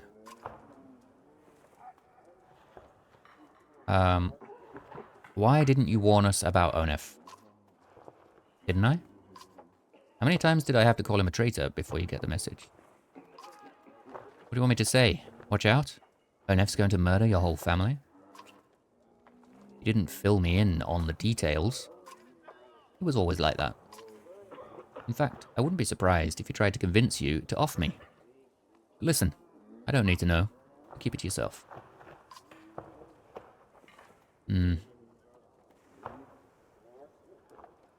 I guess we could use a good fighter. Well, let's find out. Why did you stick with him? I don't know, Rook. Family makes you do weird things. You know what the worst part is? We became kin when he married my sister. She died of a fever one night. But she didn't. She wasn't sick. He killed her. I don't know why he did it. Maybe he just felt like it. I was so furious. I got so angry that I wanted him to beg. I could kill him without a second thought, but that wasn't enough.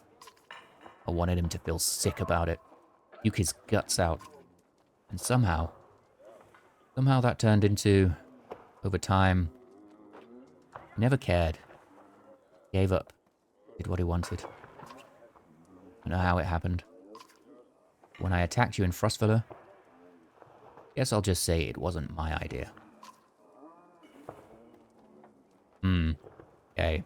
Well, we need a fighter, so let's hope he's not going to double-cross us. Could have killed a lot more of them without my hands bound. That's what you mean. So, Rook, I don't have to be your prisoner anymore? You're going to let me walk around with my own axe and everything? That doesn't mean I'm not watching you. I can accept that. You're a good man. I need to get going. And I need to take a piss. You're not the only busy man around here, you know? Shake your head as Ekil steps away from your camp. Alright. Where's the map? So where are we? Jesus. We're so far from food. This is insane. We don't... Oh, okay, we have normal morale. We can't stop. Gotta keep going.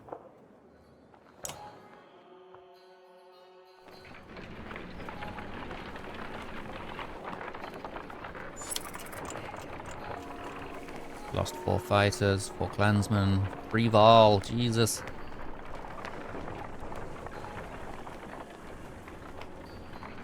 Please tell me. Oh, look, there's a village. No encouragement or tales of glory will lift the spirits of the caravan.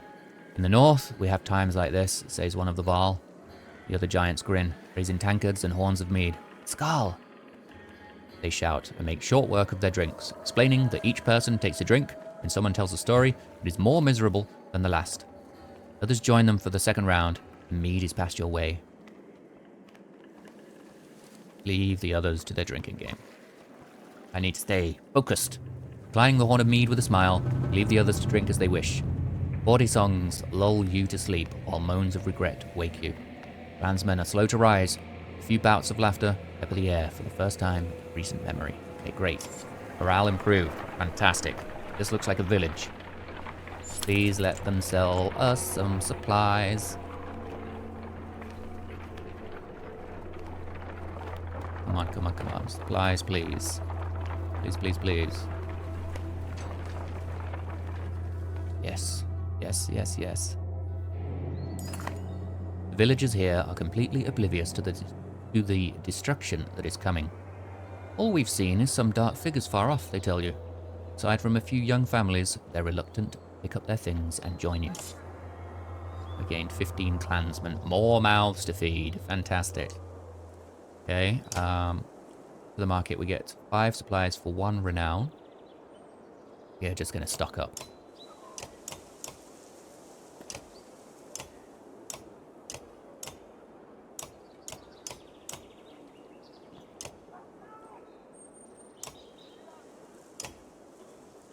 Okay. We're going to get 2 weeks worth.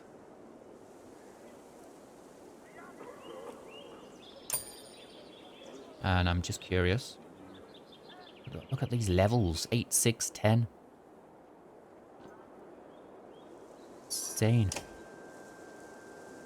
I guess we could take 1 day of rest. Maybe 2. Boost that morale. There we go. And I think we head on out.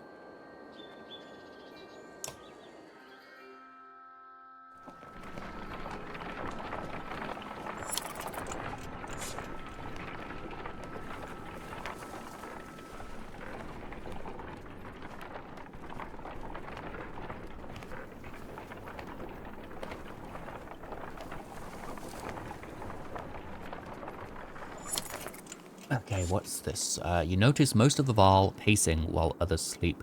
Their brief conversations with each other and other clansmen grow shorter and sharper. Go away, roars one Varl at a young girl asking him too many questions.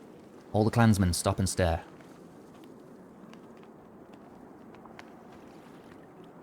I'm just gonna ask, what's wrong? Giant explains. We live in the north, for its space, endless miles of snow, ice, mountains, fields, space to be alone. But here, there is no time for such things. Understanding slowly trickles through the caravan, relieving some of the tension. Okay, great. Morale improved. Perfect.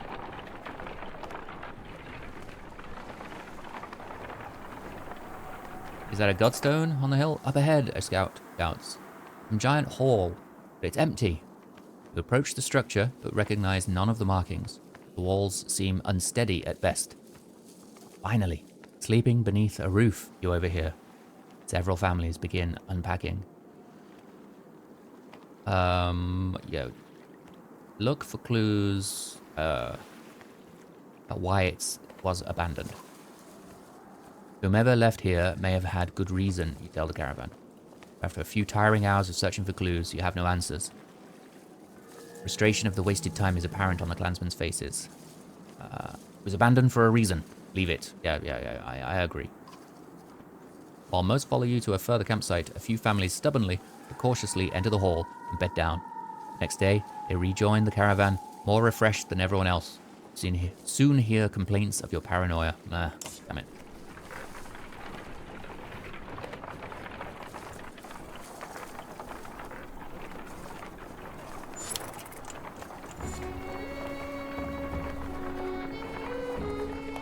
Yes, Godstone time.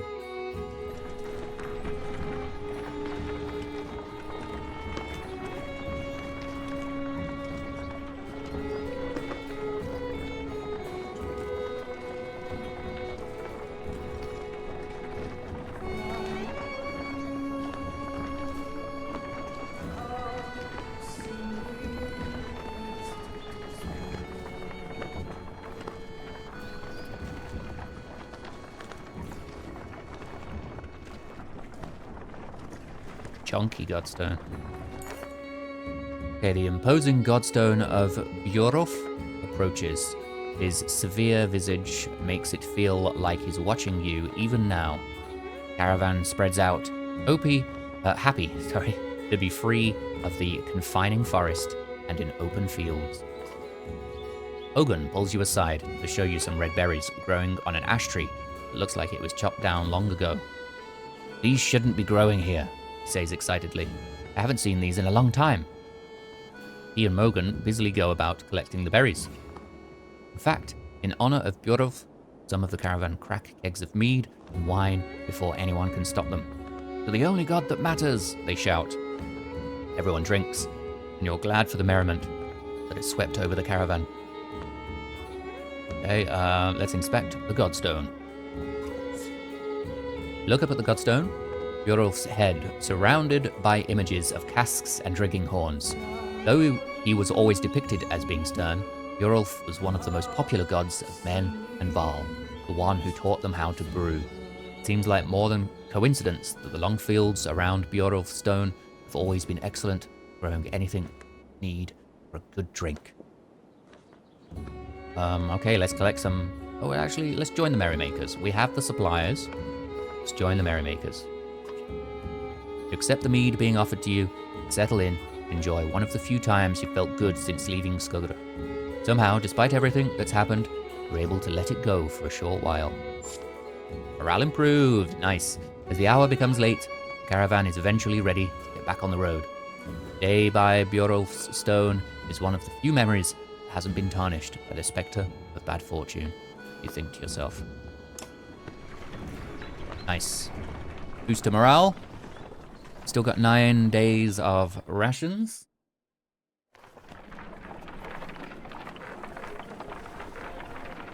I reckon we're going to make it to the next town without starving. Yes. What's this? Oh, Renivik was actually a little town. Nice.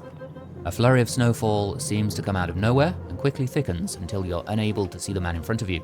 Shout out a complete halt. The screaming wind drown out the sound. Day passes before the blizzard abates, and clansmen start to reappear from the snowdrifts. Quickly becomes apparent that not everybody is where you last saw them. A quick search of the area is not enough to recover all the missing clansmen.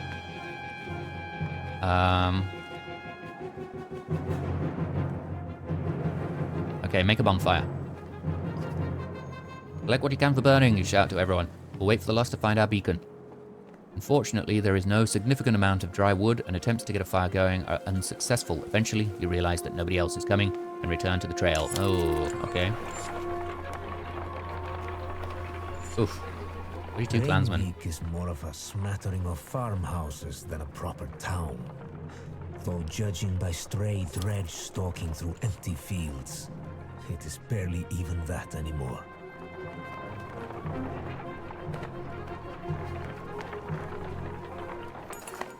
Okay, Renivik comes and goes as a long series of farmhouses, abandoned and crawling with dredge. Farmers have probably already fled to Boersgard. Try to hurry past, but are eventually spotted. Dredge start ambling in your direction. What is that? Points out Oddleif, up near one of the longhouses. In the distance, a large person, clothes seemingly covered in blood, is cursing loudly and stumbling about. It staggers into a longhouse, laughing. The dredge heading your direction turn back, roaring, and begin to pound on the longhouse door. They seem to be holding a grudge against this particular person. I doubt the door will hold long. Okay, I mean, let's go help. Against my better judgment, we should probably do something, you say. The others agree, even though it means putting them all at risk. As you quietly approach, the dredge have managed to splint the door and break through. Hey, shouts Varl, wearing all red, standing on the other side of the dredge. Came all the way up here just for me. Seems unconcerned about the dredge as he hoists his enormous sword. Who is this? Sigbjorn. Sigbjorn. Okay. What's your deal, Sigbjorn? Found in a drunken stupor, Sigbjorn appears to be part of a clan of questionable morals, currently residing in Boersgard. Okay. What does he have here? Scarlet feather. Nobody has actually caught a blood raven. The lucky few who have found one of the feathers can tell you why. +2 to movement, -1 to aggro. Okay, he has Tempest. Not the best. And heavy impact.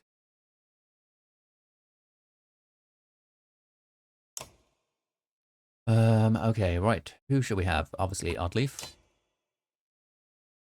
And, Logan. Ivor.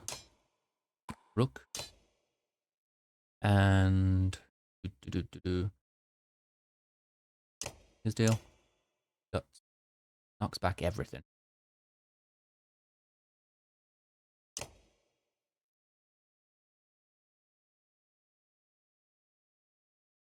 Oh, Avent. Need Avent. There we go. Do it.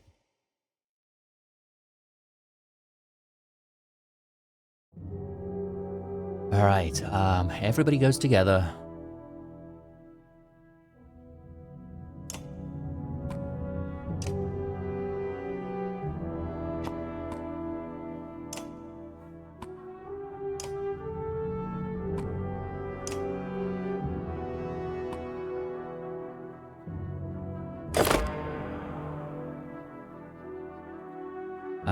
And we shall... How about...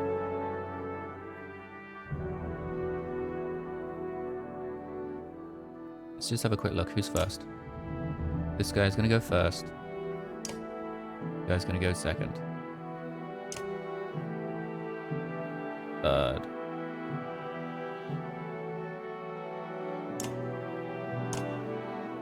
So...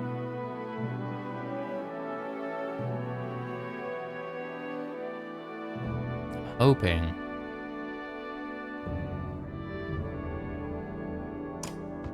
that he aggroes enough for everyone. Yeah, let's just immediately insta-kill this guy. There we go. Nice. Come on, come towards him. No, damn it. Jesus wept.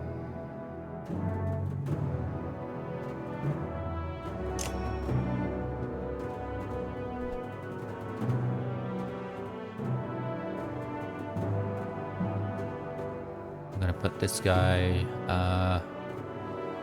there.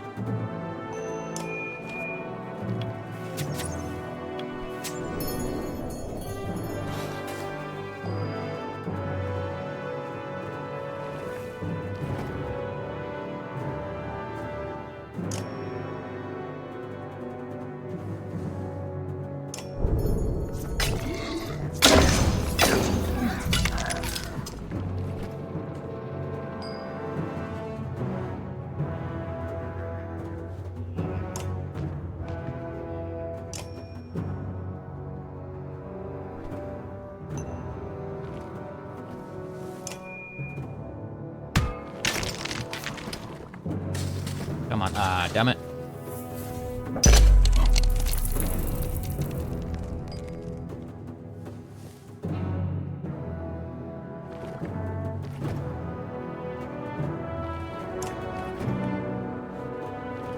We shall just attack.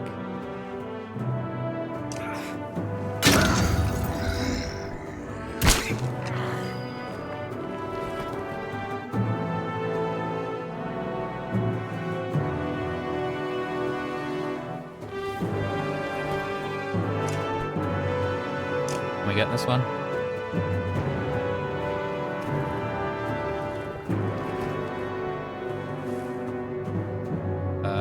Actually. Check armor. Yeah, everyone's good for armor. So...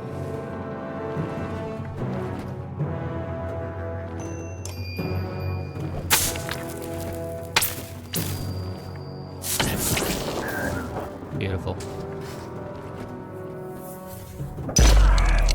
Ah, damn it. So nicely positioned to go around then.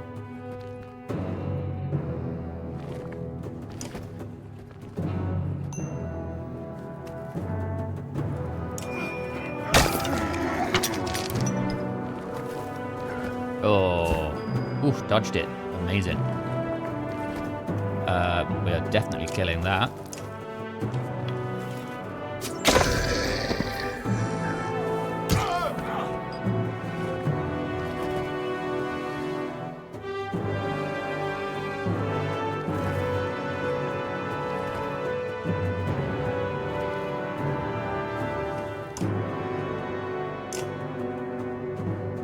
Definitely getting that flail action on.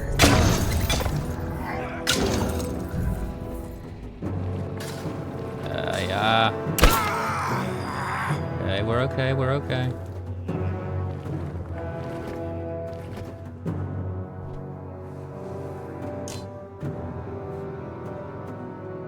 Let's definitely do some damage over there.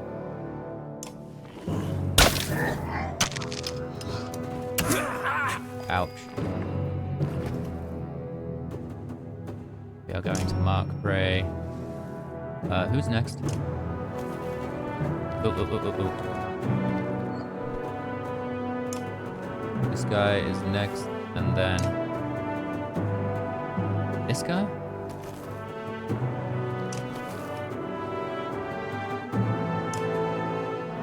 This guy. Okay, let's just mark this one.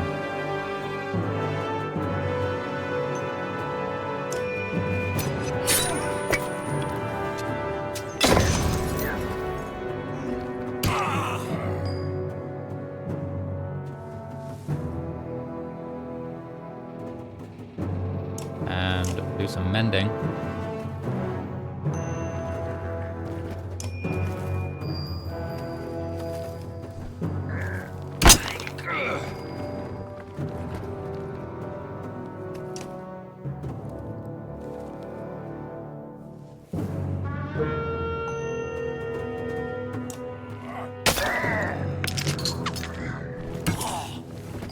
Down.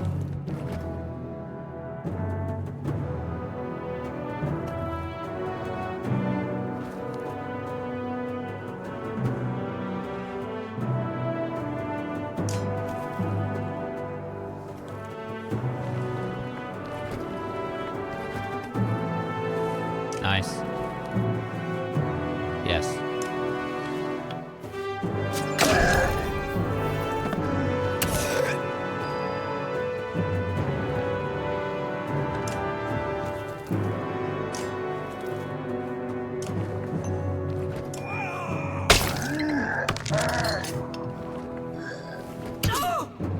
Okay, it's okay.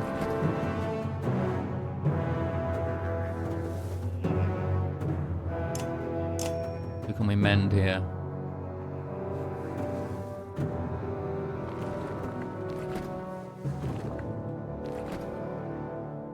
Mend this guy.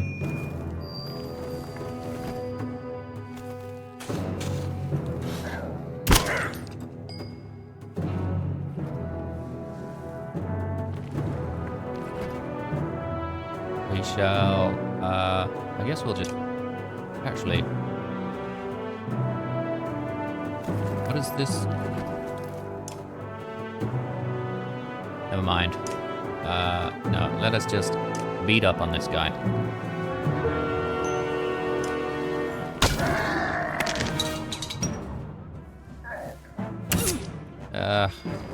He's out of the game.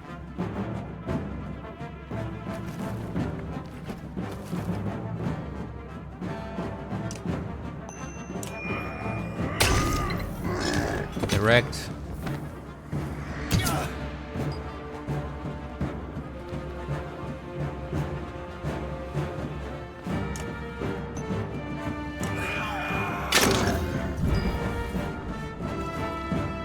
Yet. That's okay. Go there.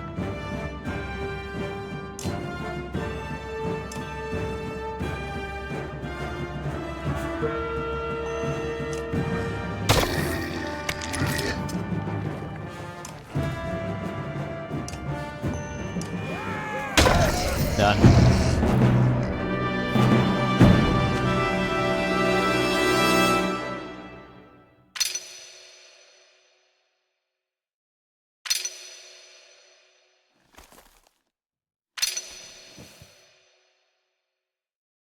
Hey, yeah, there was a lot of injuries.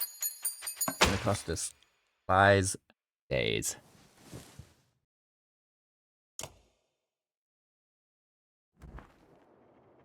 Sigbjorn, welcome to my mead house. Sigbjorn's House of Mead. Wasn't expecting a Varl this far south.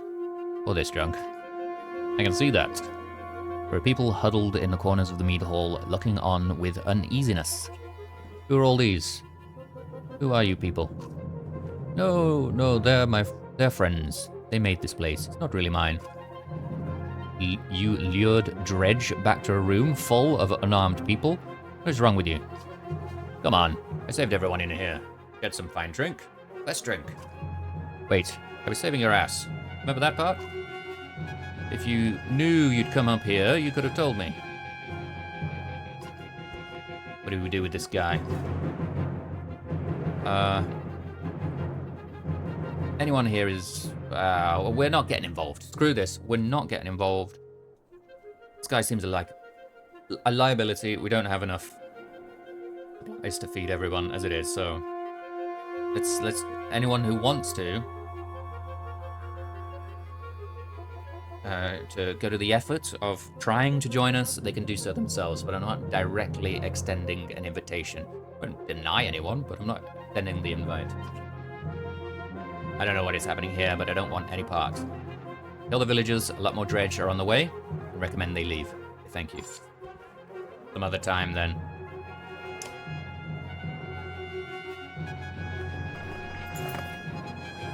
With some help, you gather up the casks of mead and head back to the caravan.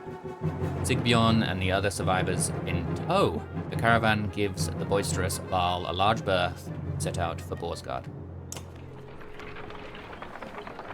But they joined anyway.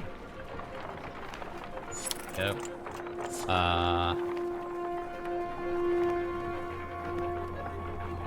Okay, we have 6 days of supplies. We're about halfway. What did I do? Sigbjorn wakes in a pool of his own sick. Why am I surrounded by small people? The other clansmen let him sleep off his drunken stupor on the ground, and this morning, paying the price. I guess help him recover. Reluctantly, your clansmen offer any food and drink they can scrounge together for the moaning Varl. When one offers thin mead, he pushes it away. In fact, take this away from me, he says, handing you his massive mead stein. Okay. Eventually, Sigbjorn comes to you. I won't get into details, he says. I was supposed to bring those casks from Reinevik back to Boersgard. Drank maybe half. By accident.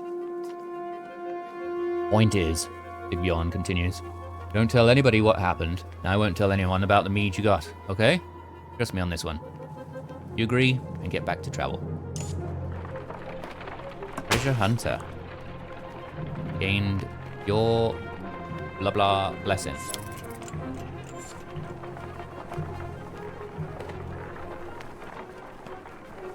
Gonna have to take a rest in a second. Someone's been nicking extra goods from the supplies, a concerned woman tells you. Counted these myself yesterday. No mistake. If this keeps up, we'll all be starving before long.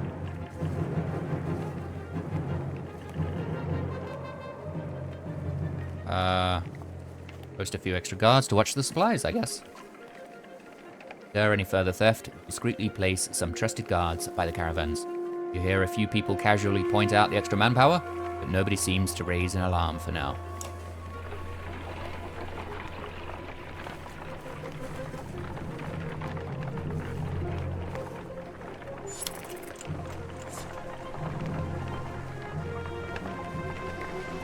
Come on.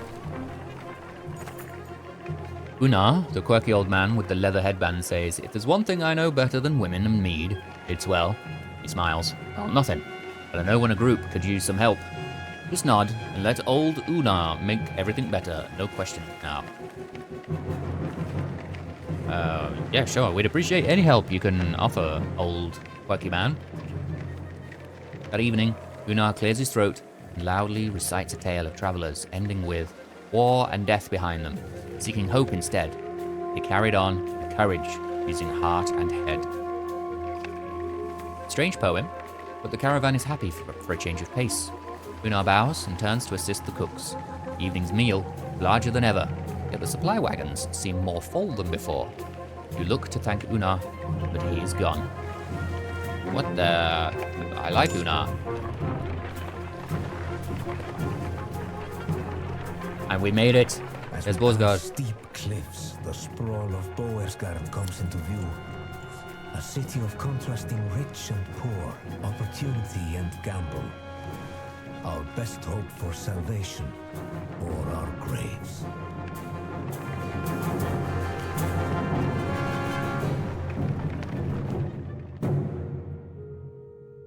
We need to take a big old rest here. Finally, you arrive at Boersgard, where the walls stretch for miles in both directions and are littered with the bodies of Dredge, Varl, and... Excuse the mess, shouts a voice from above the gates. Looking up, you spy a striking Varl, his face wreathed with matted black hair. Movement at the gate catches your eye. Dredge is still banging on the gate doors, without luck. "Let us in!" you shout. Sigbjorn pushes past. "I won't be hearing the end of this for a while," he says before yelling. "Open up, Bolverk. They dug me out of Reynevik." You hear a laugh echoing on the wind as the doors creak. A dozen armed men, led by the massive Varl, make quick work of the dredge and usher you into the city. You may be interested to know they brought a mender. You didn't go to get a mender. Where's the mead? Sigbjorn shrugs apologetically. "I guess the mender will do. Either we've got a chance now, or we're completely screwed." "I'm Rook. I've come a long ways, some as far as Saga. You in charge here?" "In charge of the governor, I suppose." "Listen, if you have something to tell him, say it now. Otherwise, you're on your own. I don't care where you go. Stirring up trouble is probably the only reason you'll see me again. Won't be talk. Mender, come along. We're going to see the governor." Bolverk and Sigbjorn leave with Eyvind, who goes willingly, signaling that he's fine. "Bane, this is just like Frostfiller all over again." "This is nothing like Frostfiller. The one in bearskin, probably leading the ravens." "Ravens? Is that good or bad?" "Depends on who they're working for. Hopefully it really is the governor, and not someone trying to strong-arm their way into his seat. I guess we wait for Eyvind to tell us if he comes back." "I'm not worried about Eyvind. I'm worried about the army of refugees we brought, who don't belong here." "Probably right. Nobody ever uttered a nice thing about Boersgard. But what now? We ought to go to the docks and see what our options are, in case we need to leave quickly." "You noticed the city guards when we came in?" "What guards?" "I have a feeling the ravens are all they've got left. Something serious went down. And when Bellower gets here, he's going to walk right through this place without even breaking his stride. Let's keep that to ourselves for now. So, the docks." Wow, place is huge. This is massive. Okay, we've got the docks over here, we've got a market. Heroes Hall is here. No place to rest.